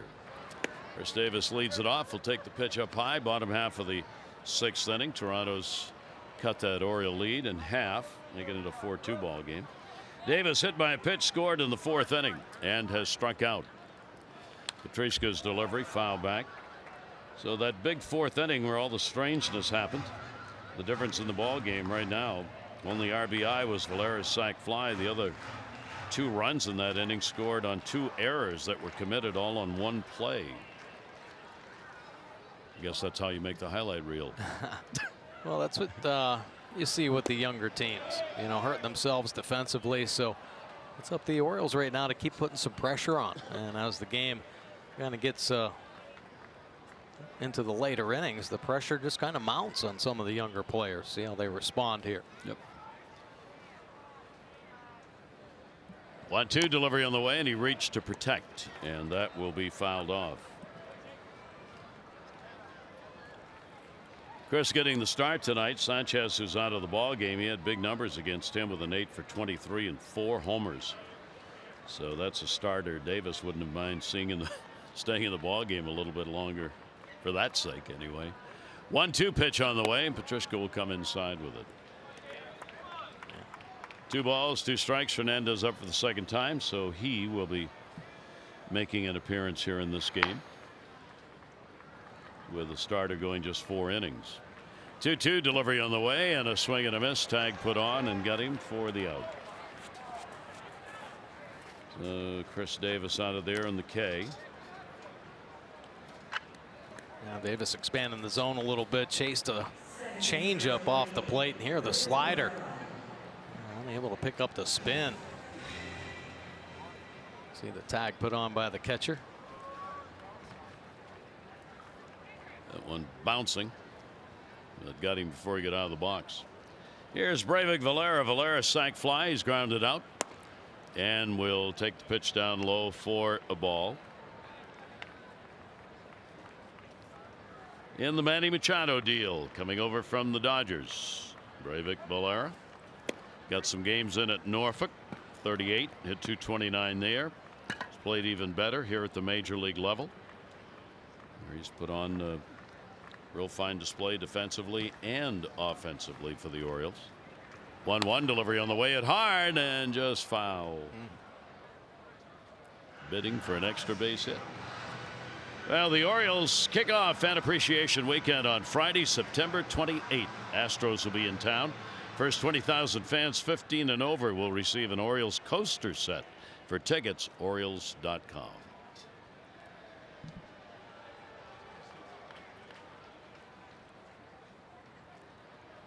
One ball, 2 strike count on Valera.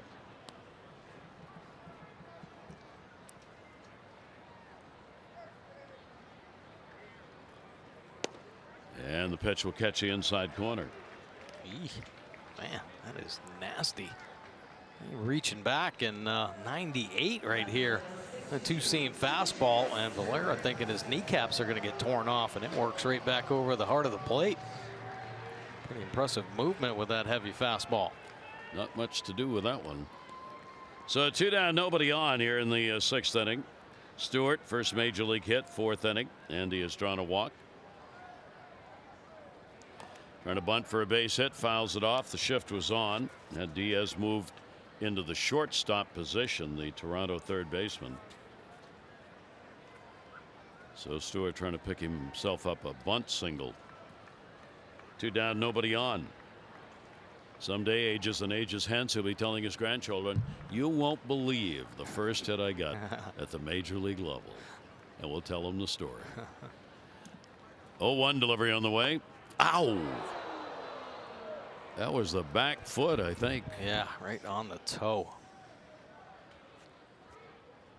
Man, a couple of these breaking balls catching some feet tonight.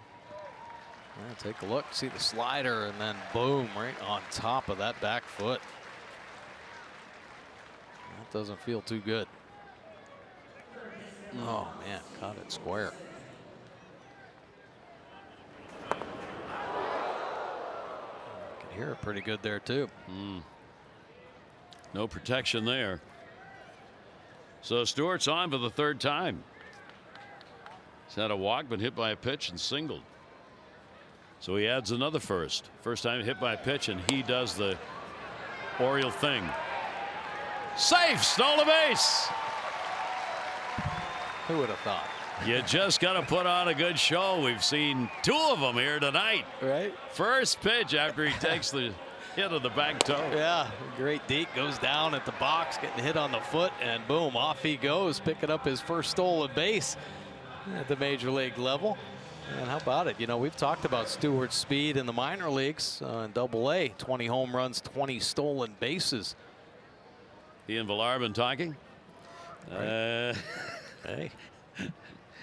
They both more than willing to take off when apparently injured or hurt or hurting.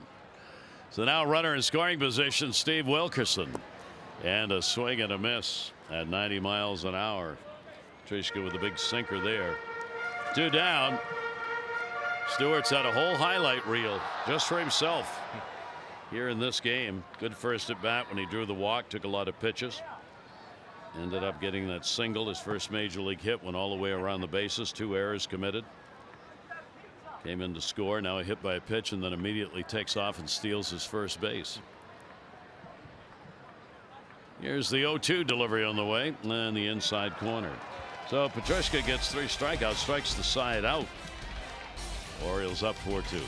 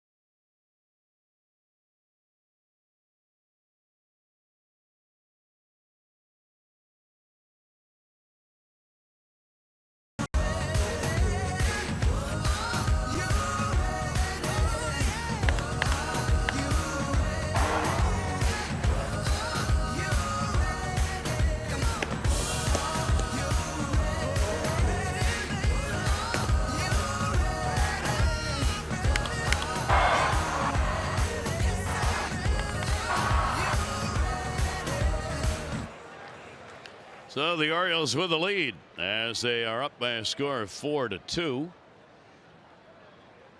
Dylan Bundy without a walk and 5 strikeouts in the ball game. Liz at the plate will take the pitch away for a ball. Diaz and then Smith do up 0-2 in the ball game for the left-handed hitting first baseman. 1-0 delivery and a big swing and a miss.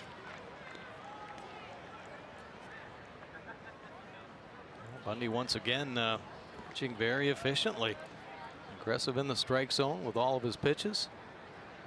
Moving that fastball around. A couple of good changeups that have frozen Toronto hitters here in this ball game.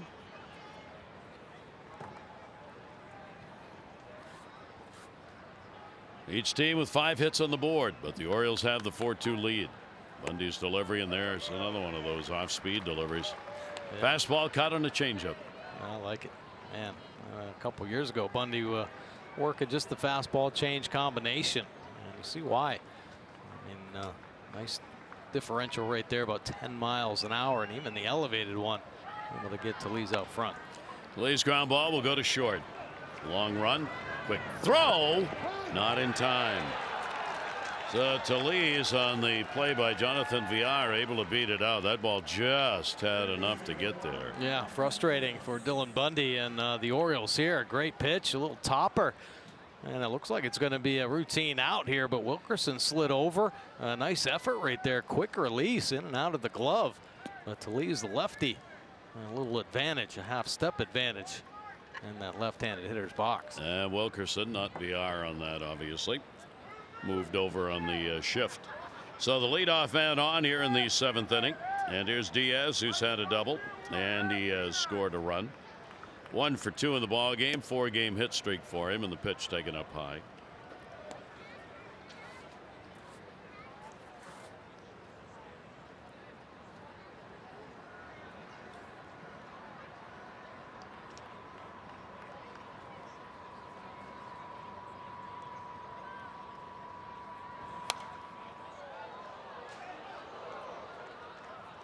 Good spot from Bundy. Now Bundy's got a little two-seam fastball that could run in there around the knees and get himself a little ground ball.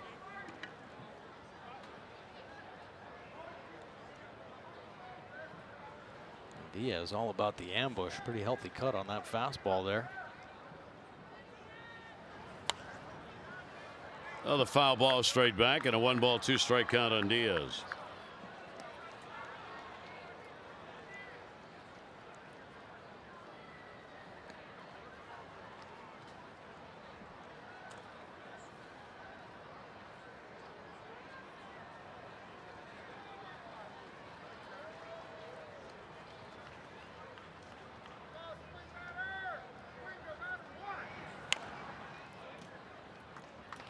So fouling off 3 pitches in the at-bat. Diaz down on the count here, 1-2.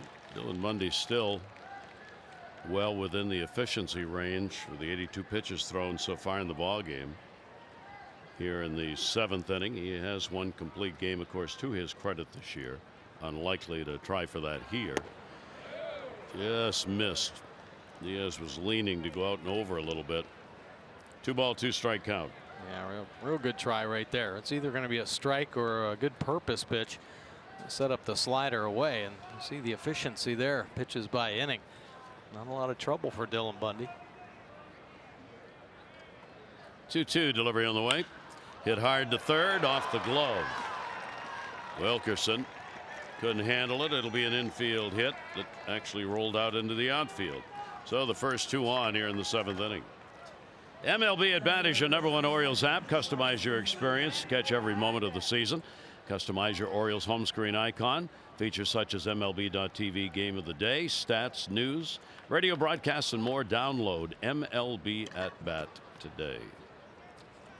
It gets a little dicey now here in the 7th inning. 4-2 lead for the Orioles, 2 on. And Dwight Smith coming up. He's had a double and an RBI. And he has flied out. Orioles straight up D against the left-handed hitting Smith. Off-speed pitch taken up high. Seen Dylan start a couple of hitters with that off-speed delivery, throwing a changeup. Well, typically pretty good at stealing some strikes with either the change, or the hook. Missing a couple up at the top of the zone. So falling behind, not a good thing for Bundy. And the pitch taken away. So the count goes to 2-0. And Caleb will be sent to the mound. Draw a little time here to figure out what to do, because they want the bullpen to be activated. Nobody has been throwing down there. Because all of a sudden, a little problem here in the 7th inning. Paul Fry, the left-hander.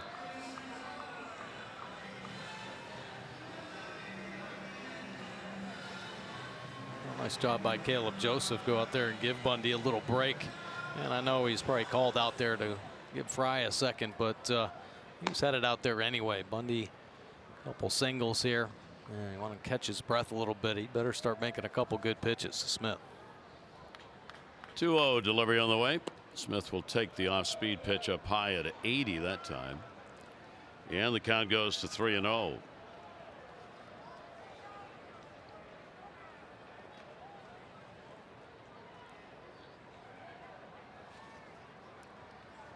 Runners off first and second base. 3-0 delivery on the way. That will be in there for a strike. Smith was taking all the way.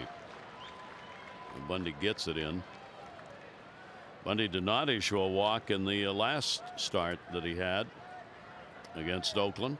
6 innings. Has not walked anybody yet in this one.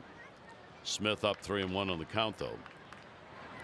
And a swing and a miss, and he stays down there at 81. Now change. And Bundy was kind of shaking his head on that 2-0 pitch. He threw a change that just missed the outside corner. He was like, wow, how can he not swing? Well, he gets 3-1, and time is running out, so he gets a little more aggressive, chasing on the change up. See what Bundy's got for him here. 3 balls, 2 strikes, nobody out. Runners stay. Foul back, and they'll do it again. Another change up.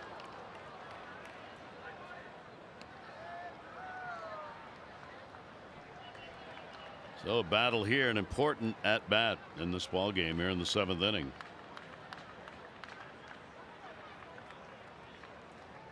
Smith 31 games with a big club, most of it spent at AAA this year. 3-2 delivery again, and a heater at 92. Challenging with the fastball. Jeffrey Ramirez liking that. After a couple change-up, 92 looking like 102. Going to buy Smith Jr. and a huge first out. That'll bring Devin Travis to the plate. Base hit, and he has popped out. Travis has had only a couple of hits against Dylan Bundy in his career, 2 for 13. Again, the runners at first and second. And the pitch will be outside for a ball.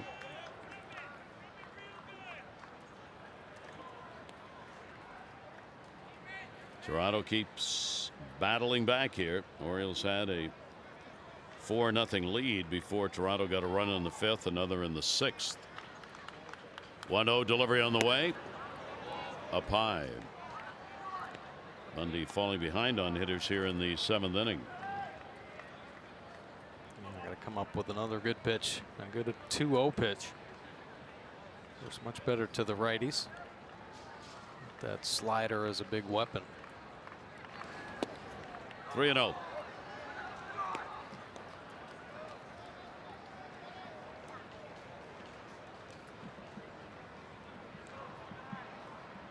Even with those 6 chances, only a couple left on base by the Jays in the ball game. 3-0. Maybe he takes here.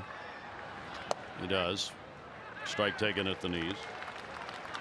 So second batter in a row where Dylan Bundy's fallen behind 3-0, come back to 3-1.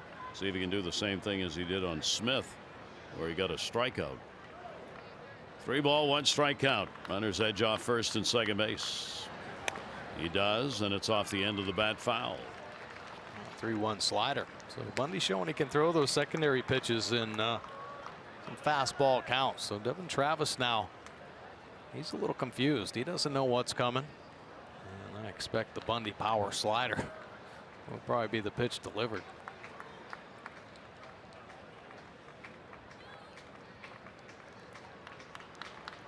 Three-two delivery on the way. Ground ball down to third base. Takes a big hop. Nice play. There's one up in the air. They get the out at second base. They will not get 2. That ball was alive. Wilkerson had the ball jump up on him at third base. Then Valera couldn't get it out of the glove to turn it. All right. Hard shot here. The hanging slider. And look at that kick. Catching Wilkerson up in the chest and the low feed to Valera. He tries to be quick with it. Nice job handling it there. Split second away for Valera, but there you see the low feed and on the transfer up in the air. Just trying to be a little too quick. So it will keep the inning alive here in the 7th. First and third. Travis with a fielder's choice. There are 2 down though. And here's Reese McGuire. McGuire, number 9 hitter, their catcher, 0 for 2. McGuire will take the pitch up high for a ball. And now Bundy up to 98 on that pitch count. Fryer's ready in the bullpen if needed. Well, in this inning, Bundy falling behind most of the hitters. Really having to come up with some big pitches. Again, falls behind 2-0. 3-0, and each of the last 2 hitters came back to get outs. Now a 2-0 count here on McGuire.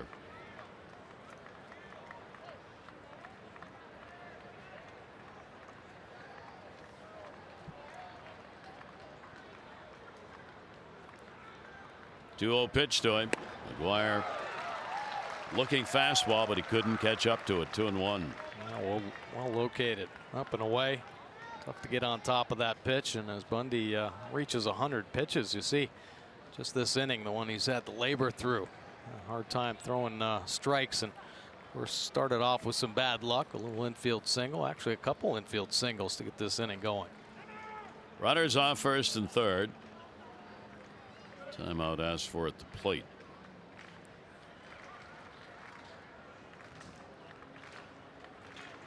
$9,096 the announced tonight. 9,960 announced attendance. 2-1 delivery on the way. Comes right back on him. 94 again with a fastball, and McGuire after 2-0 is 2-2. Yeah, arguably his best fastball right there, velocity wise anyway. At 94.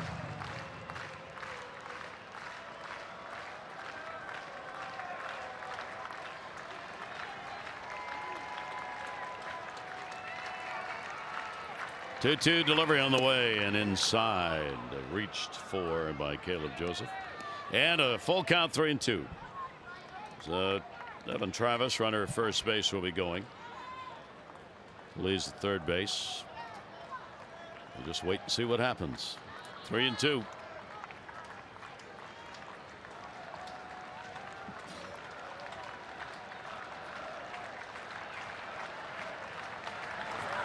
McGuire will foul it back and do it again.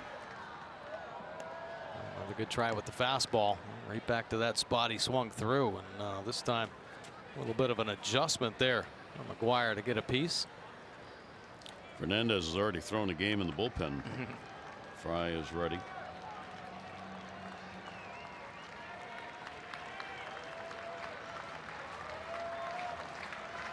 Three-two delivery, second time on it. Runners off first and third.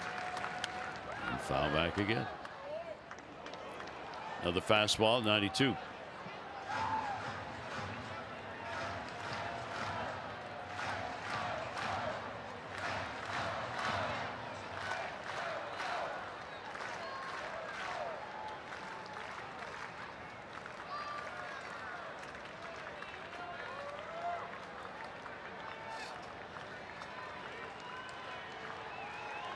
Third time, 3-2 delivery, and the bases are loaded. It's clearly running out of gas, and that will be it.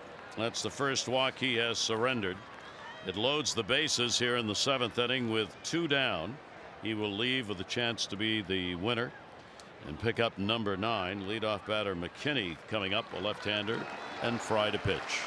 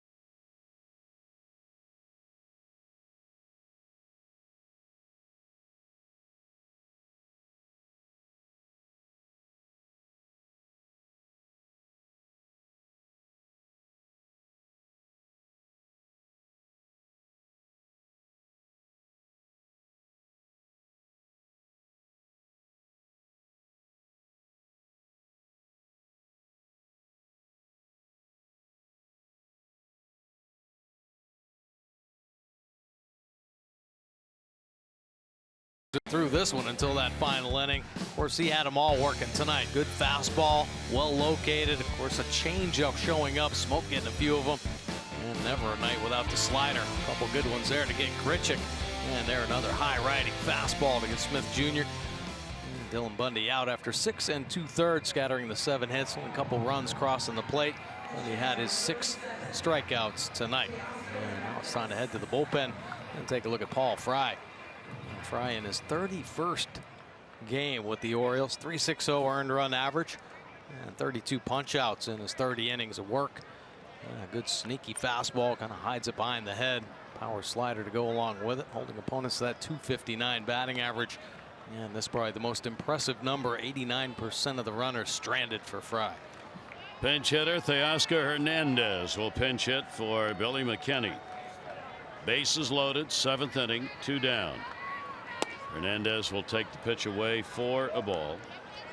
He has had 9 chances with the bases loaded this year and has not had a base hit. Against the lefties, Hernandez at .229, 20 points lower than against right-handers. 1-0 count, 2 down. Orioles up by 2. Hernandez on the big cut over the top of that one, 1-1. Good thought fastball, well placed. And, you know, hitter's got to play that heater up. He hides it, boom, it's on him. Fry's done a great job with runners in scoring position. Opponents only 194 against him this year. 1 ball, 1 strike delivery on the way, and that'll bite inside. And a 2 ball, 1 strike count on Hernandez. Toronto a couple of singles and a walk to load the bases here in the 7th inning. The Orioles need only 1 out to get out of it.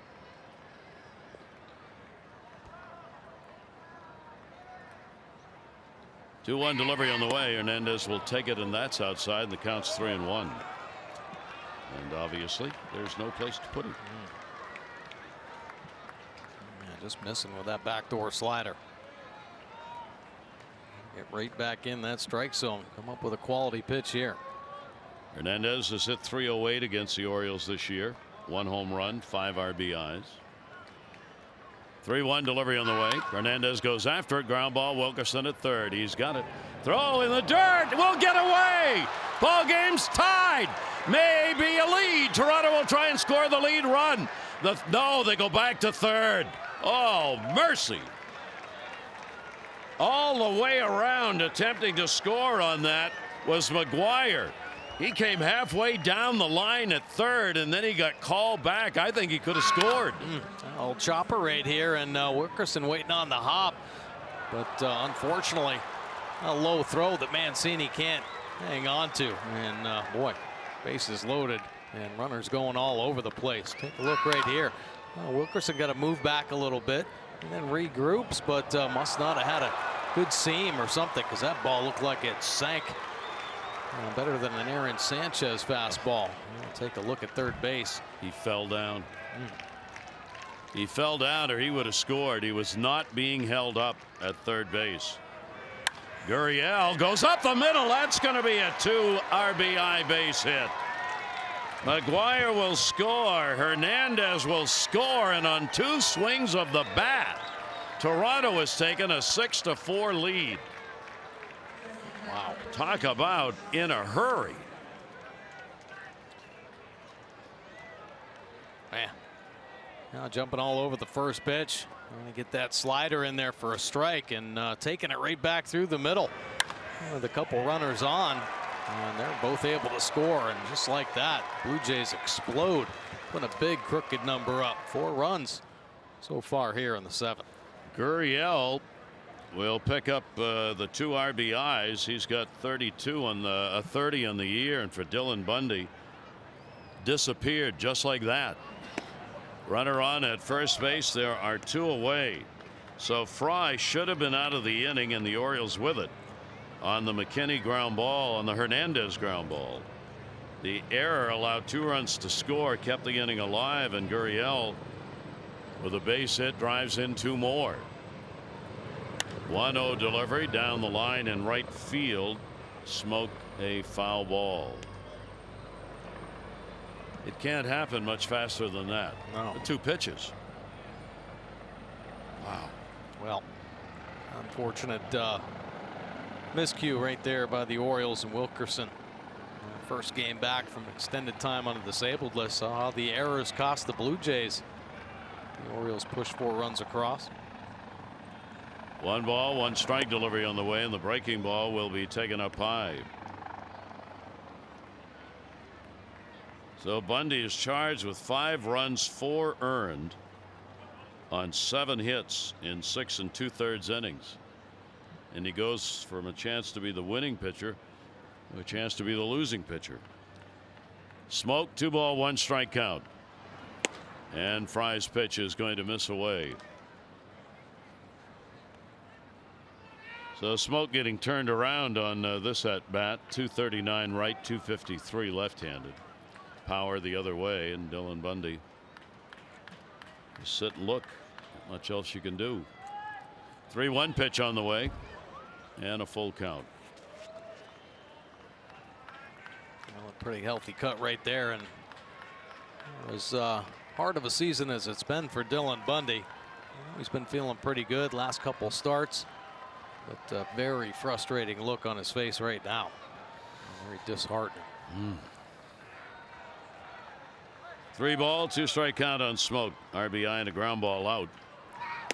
Runner goes. He's walked.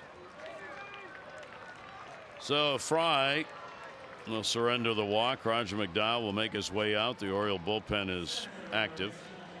And Toronto is batted around. When Grichuk comes up, he'll be the 9th hitter in the inning.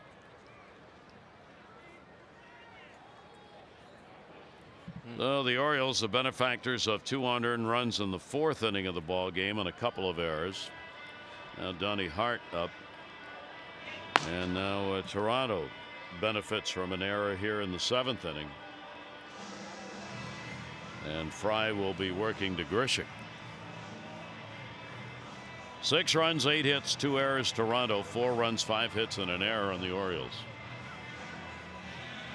A tough inning for Wilkerson, of course. That error, that costly error, but how about the way the inning started? That little chopper on the infield made a nice effort right there, but you know he would have loved to have capitalized and got that out.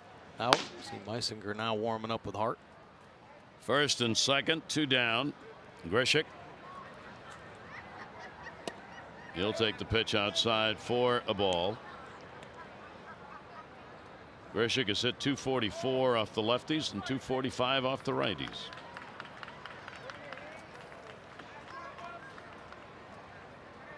One 0 count. Swing and a foul that hits Joseph. And the count goes to 1-1. This little breaking ball staying middle, and Grichuk a healthy cut. Caleb wearing it right in the nose on that one.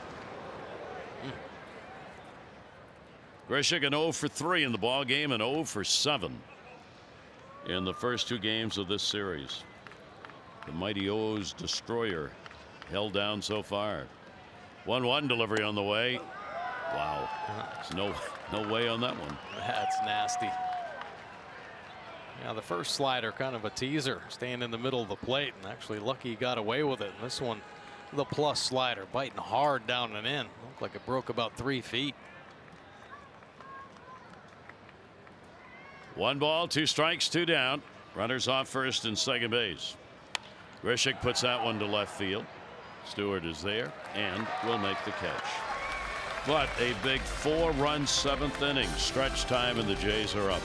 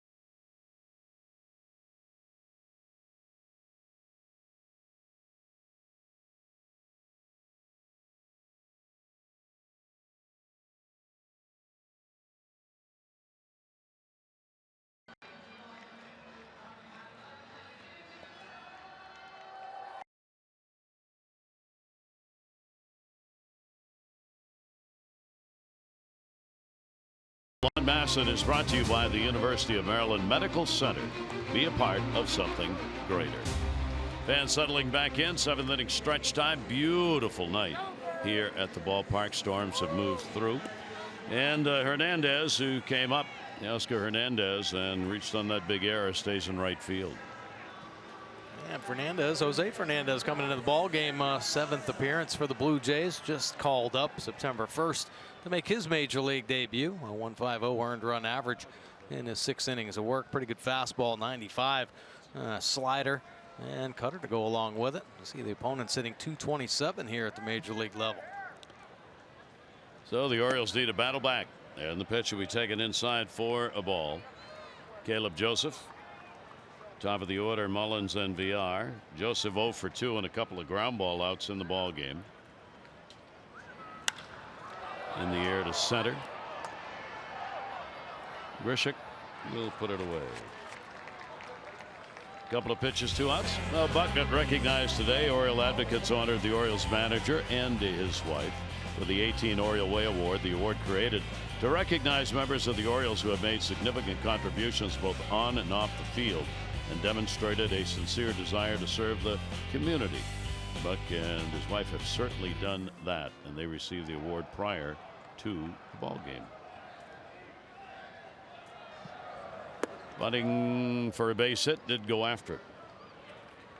Mullins has had a home run, the leadoff shot that gave the Orioles the lead in the 1st inning. He has flied out to center twice. 1-0 delivery, fouled off. So Mullins, a 1-ball, 1-strike count, did not go after that first pitch.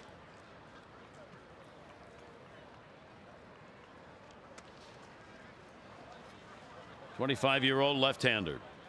1-1 delivery. We'll see some more of this bullpen in all likelihood. Be a genie as the matchups with lefty righties now get underway. To short. Gurriel.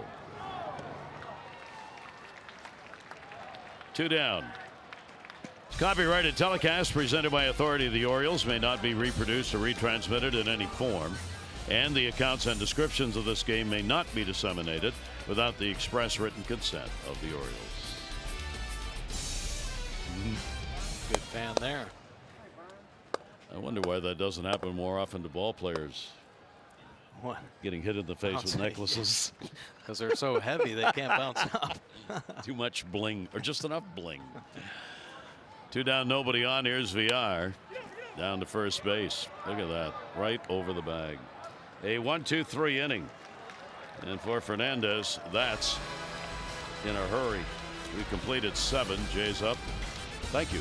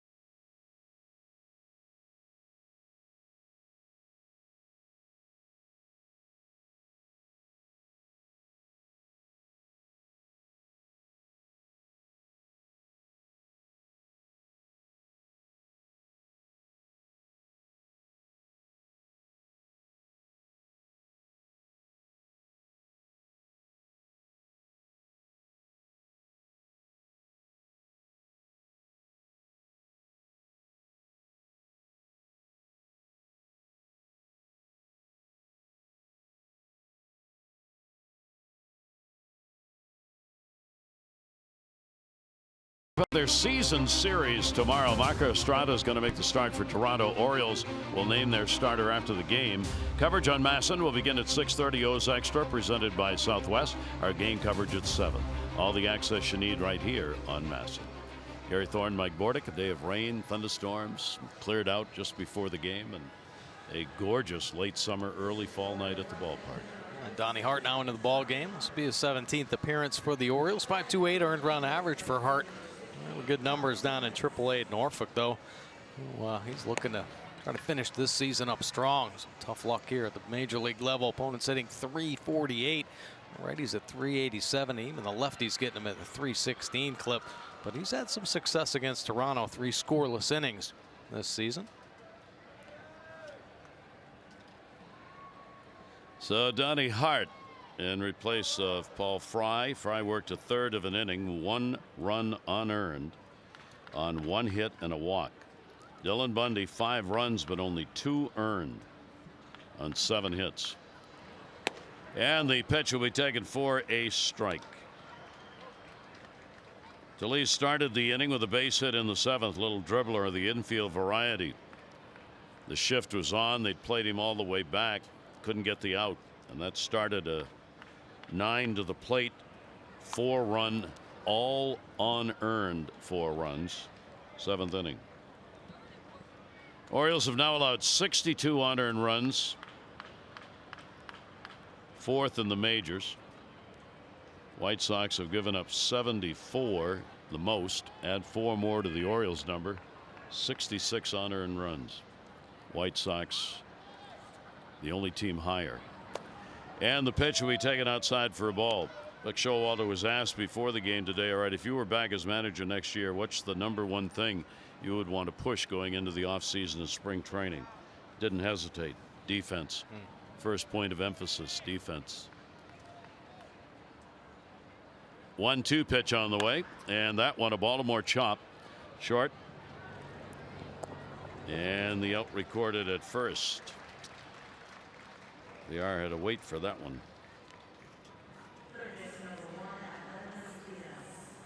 1 down here in the 8th.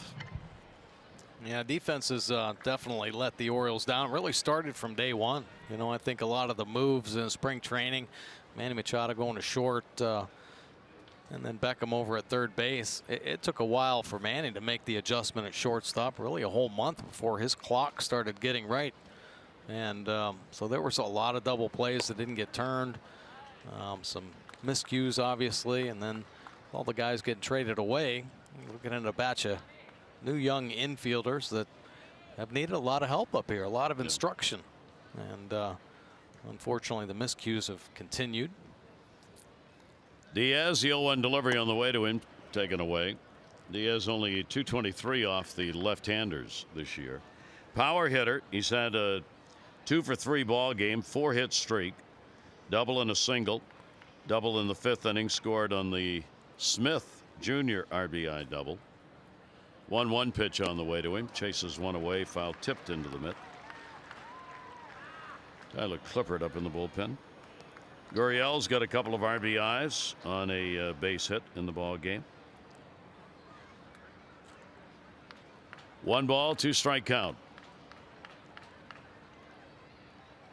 Hart's delivery to him, sweeping pitch inside, fouled away. Mullins the home run, RBI for the Orioles. Valera's had a sac fly. And the Orioles got a couple of runs on the error, 2 errors in the 4th inning. 1 ball, 2 strike count. First base hit, major league career. Stewart got that one as part of that 4th inning. 1-2. Hart out of that high set. Ground ball towards the middle. Jonathan Villar makes the throw, scooped out at first base by Mancini. A couple low throws down there to Trey Mancini at first base. He's made a couple nice stretches. Nice job by Donnie Hart. Good backdoor slider, and see Villar coming in there throwing a little power sinker. And take a look at Trey reaching out there, getting right down there to see that baseball. Little help. First baseman do that.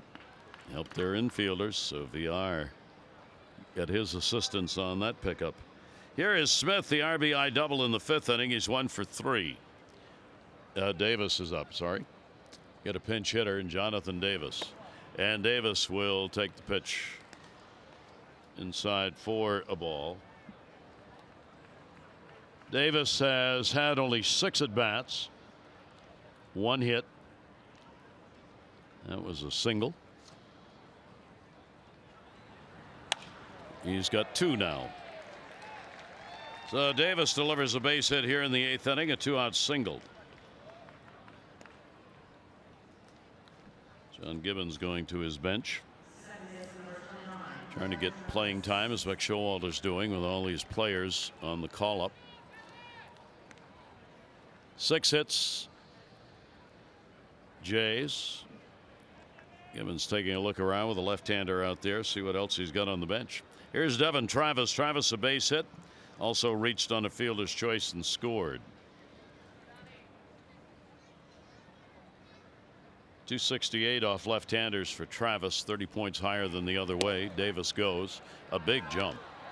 Did he go off the bag? Nope. So a stolen base. Yeah, he had a great jump right there. He was flying.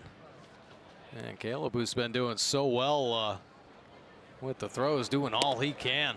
Look at that. Boy, he's picking up some paper down there. Blair got to give him a little push, get him off that base.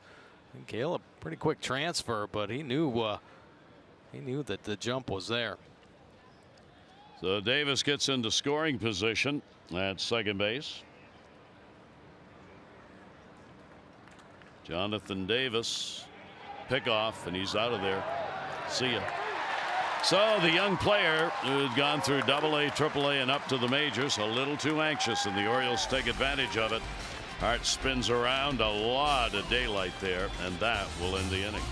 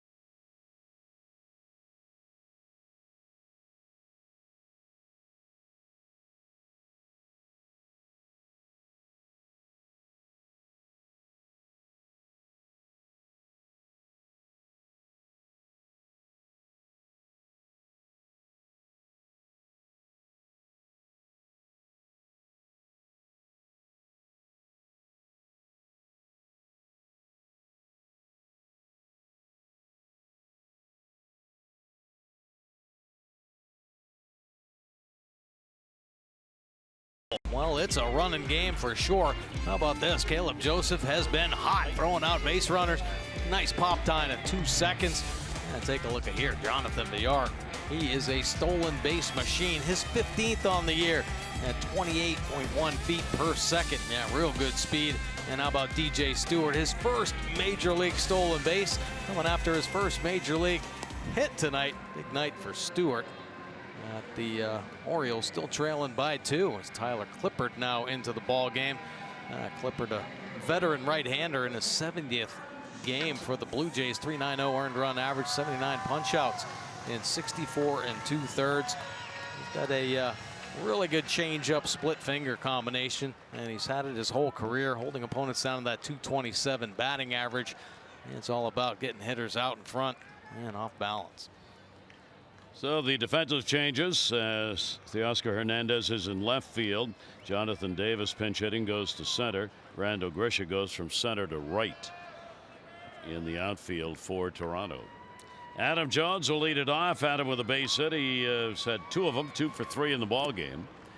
And the pitch will be taken down low for a ball. Orioles down by 2. With Toronto having made the comeback, now the Orioles will try and do that as they bat here in the bottom half of the 8th inning. Fernandez worked an inning. Quick one. 1-2-3. Popped him up. Third base or short. Short wants it. And Gurriel will put it away. One away. Change up only 76 miles an hour. Clippard to get Jones out in front. See Michael Givens up in the O's bullpen. That'll bring up Trey Mancini. Petriska right now is on the winning side of this, pitching wise. 2 innings, no runs, a hit with 3 strikeouts. He came on for Sanchez, who started, charged with 4 runs, 2 earned, 4 hits and 4 innings. Neither defense has exactly supported their pitchers in this ball game tonight. Trey Mancini, a triple, a run scored. He is 1 for 3 in the ball game and 1 for 6 in the first 2 games of this series. He's had a big year against Toronto, hitting over 300. 9 RBIs against the Jays and a breaking ball in the dirt. Veteran Clippard, 1 ball, 1 strike count. Mancini 1 for 4 off this reliever. Clippard kind of using his fastball as the changeup, throwing more changeups here. 3 changeups. And looked like a slider that last pitch. 1-1 delivery on the way to him. Mancini's going to get one into right center field. That'll fall for a base hit. Grichuk will play it back in, and the Orioles will get the potential tying run to the plate here in the 8th inning with 1 down. There you go. Mancini picking up a couple hits tonight. Fastball on the outside corner that he stays on. That's what it's all about. Getting base runners, passing the baton now. So Mancini on. Chris Davis, a couple of strikeouts, hit by a pitch and a run scored.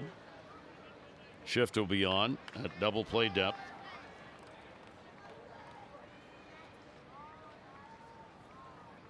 Clippard's delivery to Chris will be away for a ball. Orioles have touched up Clippard this year. No record. And he's only 1 for 3 in save opportunities. Orioles have picked up 4 runs, 4 hits, and 6 1/3 innings against Tyler Clippard this year.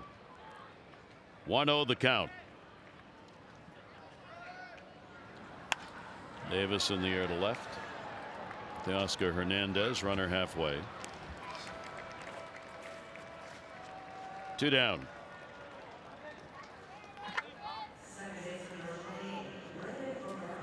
That'll bring Valera to the plate. Valera has an RBI and a sac fly. He has struck out and grounded out. He will face Tyler Clippard for the first time. A much revamped bullpen for this Toronto team. Even with the bag at third, Diaz. Off speed delivery is in there for a strike. Jay's pen is ranked 10th in the league in ERA. They do give up a lot of home runs, though. 2nd most home runs surrendered of any bullpen in the American League. Pete Walker, their longtime pitching coach.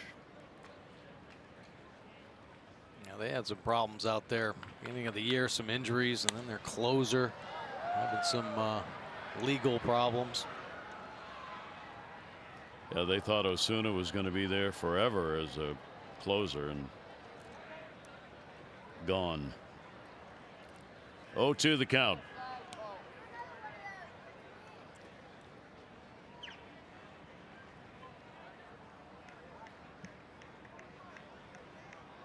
Valera with Mancini on at first base.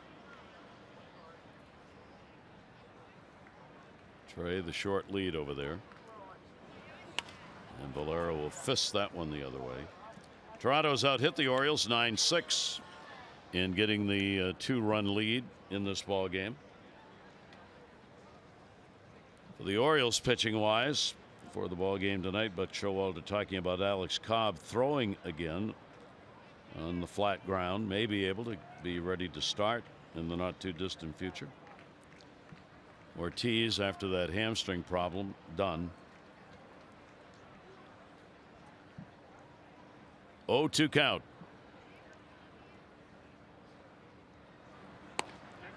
And got him. So no runs on one hit, no errors, and one left on base. We go to the 9th inning with Givens to pitch.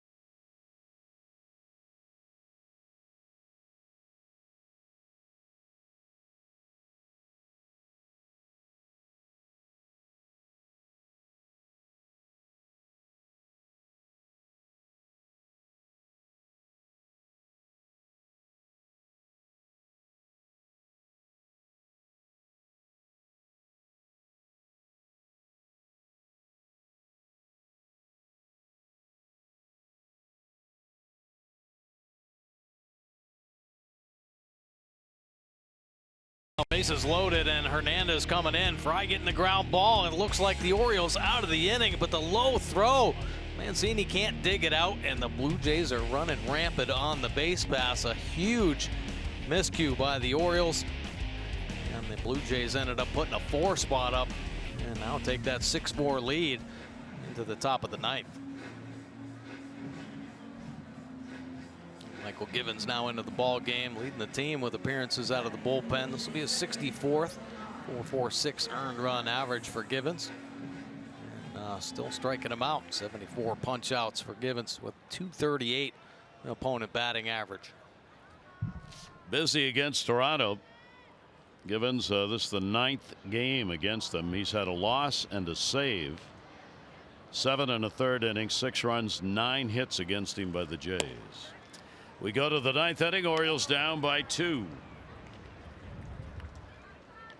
Devin Travis at the plate. Single, fielder's choice, run scored, and he is popped out. He was at the plate when Jonathan Davis got picked off at second. So if Hart works an inning, 1 hit, no runs. Givens, a 1-ball, 1-strike count. Donnie Hart had to work a little longer than they wanted. The error committed to the first batter he faced. That'll be foul back and out of play. Right back here tomorrow. Will it be a rubber match or Toronto trying for a sweep? Be on the air at 6:30 O's Extra, 7 o'clock for the ball game. Estrada will make the start for John Givens Ball Club. Buck Showalter's announcement of a starter after the game. Way outside on the overthrow. 97. Yeah, he's trying to blow that one by him, but yanking it is coming out of his mechanics a little bit. 8, 9, and 1 due up in the order for Toronto here in the 9th inning. 2-2 delivery on the way, and again foul back. Another one of the prospects is with the ball club. We may get to see him tomorrow. Anthony Alford. He has joined Toronto. Came up yesterday, reporting to the big club. One of the minor league players they are very excited about. 2-ball, 2-strike delivery on the way, and that'll be down low. For Brandon Drury, it appears to be over for the year. Amazing. 86 plate appearances for Drury this year. Wow. That's it with the injuries. Migraines, vision problems with New York. Great stop, long throw, and a good one to get the out. Wilkerson at third base gets Devin Travis. Well, nice play right there. Chasing him back, trying to get an angle on this baseball. Couple steps to get behind it, and then showing off the arm. Take a look here, chopping hard down that third base line, getting behind it. Very fundamentally sound right there, setting the feet and unleashing the cannon to get Travis. That'll bring McGuire to the plate. Reese McGuire doing their catching in the game, walked in the 7th inning and scored. There have only been 2 walks surrendered, one by Bundy and one by Fry. That walk McGuire got in the 7th was Bundy's last batter, and he would come around to score in that inning. In the air, left center field, tailing away from Mullins. He's going to get there, and he's got it. Some good closing speed right there. Cedric Mullins starting to get used to Camden Yards. Take a look. And a great jump, and man, oh man, he turned on the burners there. Nice job recording that second out. Good play. So 2 down, nobody on in the 9th. Here's Teoscar Hernandez. He reached on the air in the 7th, would score. 2 down, bases empty. Orioles will have the bottom third of the order due up in the bottom half of the 9th inning. Stewart, Wilkerson, and Joseph. Giles is their closer for the moment. Biagini with him. 1-0 delivery. Rainmaker, second base. And he's got it. Good job by Gibbons. And the Orioles, 3 outs to work with. Bottom of the 9th inning. Toronto's on top 6-4.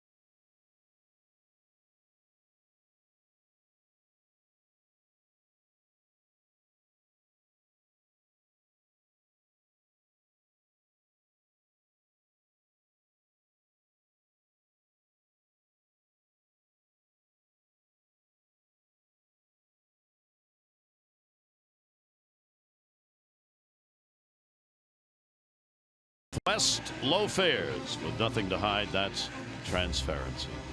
Gary Thorne and Mike Bordick. Game 2 of the 3-game set. 9th inning, bottom thereof. Jays up by 2. And let's take a look at Ken Giles' 52nd appearance this year. How about 22 of 22? Toting a .505 earned run average. How the heck does that happen? 49 punch-outs and 46 in the 3rd innings of work. And opponents hitting .279. Righties up to .307. Giles sent down by Houston, and then the Blue Jays ended up making a trade to land him. Still got a good fastball, rush it up there about 98 miles an hour, and a slider to go along with it. John Gibbons will put Jonathan Davis in left field now and bring in Kevin Pillar to play center. He has not been in the ball game. So you got Davis, Pillar, and Grishik in the outfield. DJ Stewart will be leading it off against Giles. Stewart with that major league first base hit, 4th inning. He has been hit by a pitch, drawn a walk, and he'll foul the first pitch away from Giles in our 4th drive of the game. 4th inning, Stewart looking for his first major league knock, and he picks it up. A nice line drive out to right field. Looks pretty harmless, but then all of a sudden, yoinks, and away. The ball starts bouncing around all over the place. A couple errors, and Stewart ends up going to 3rd and doesn't stop there. Oh, yeah, all the way to home. Pitch will be taken for a strike. Hurry to your local Ford dealers for great savings on cars, trucks, and SUVs. Giles, the only closer in the majors who hasn't blown a save this year. And Mike said, how in the Lord's name do you do that with an ERA over 5? He is 0-3, though. Yes. Here's the 0-2 delivery on the way. And the answer to the question is, if you bring him in a non-save situation, you, being Toronto, are in trouble. He's allowed 25 of 26 earned runs in non-save situations. But when a save's on the line, he's been great. Like that. 1 ball, 2 strike count. Giles delivered to Stewart over the top. Ouch. Home plate umpire again. David Rackley started the ball game this way. Now he looks like he's going to go to the finish with it. Ooh, took it right off the shoulder. Yee. And that one brought him down. 1 ball, 2 strike count. Giles in the deal that sent their former closer, Roberto Osuna, to Houston. Shift on. 1-2 delivery on the way. Ground ball into the shift. Pitcher's got a cover. Good throw and a nice play, and not an easy one. So they get the out on Stewart. That's a big out. Yeah, one of the tougher plays in baseball. First baseman vacating. Take a look. The little chopper. So Talese goes over and fills up the hole, and then they hit the pitcher on the run.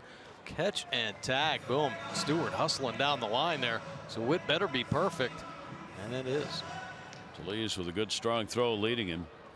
So 1 down here in the 9th inning. That'll bring Wilkerson to the plate. Wilkerson a walk, strikeout, and a fielder's choice.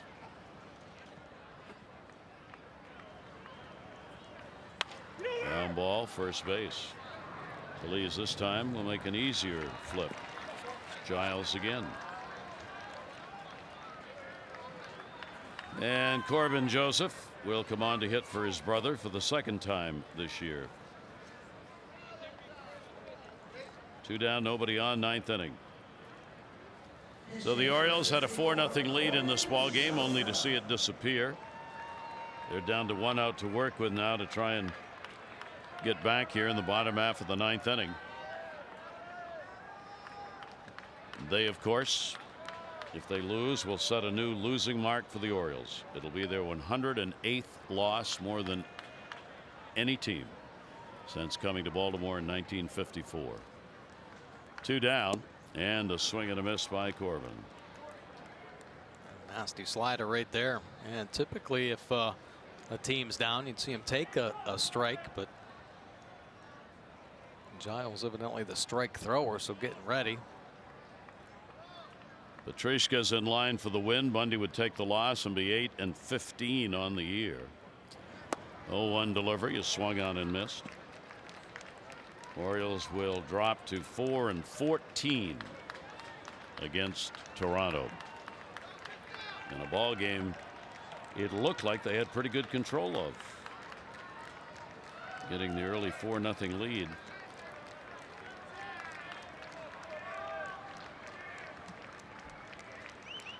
Oh, 2 count, 2 down, and a ground ball that'll go to second base. Devin Travis is there, and the ball game is over. So a 1-2-3 inning, and Toronto comes away with a 6-4 win. They'll have a chance to sweep the series tomorrow in the wrap-up game. Marco Estrada will be on the mound. Orioles will announce their starter in a few minutes. Coverage on Masson will begin at 6:30 with those extra, presented by Southwest, followed by game coverage at 7. This has been a Masson presentation. Tom and Rick coming up next. Look at a ball game that got flip-flopped on the Orioles. Our final here, the Jays win at 6-4. For Mike Mordick and all of our crew, I'm Gary Thorne. Thanks, everybody. Be safe out there. Adieu.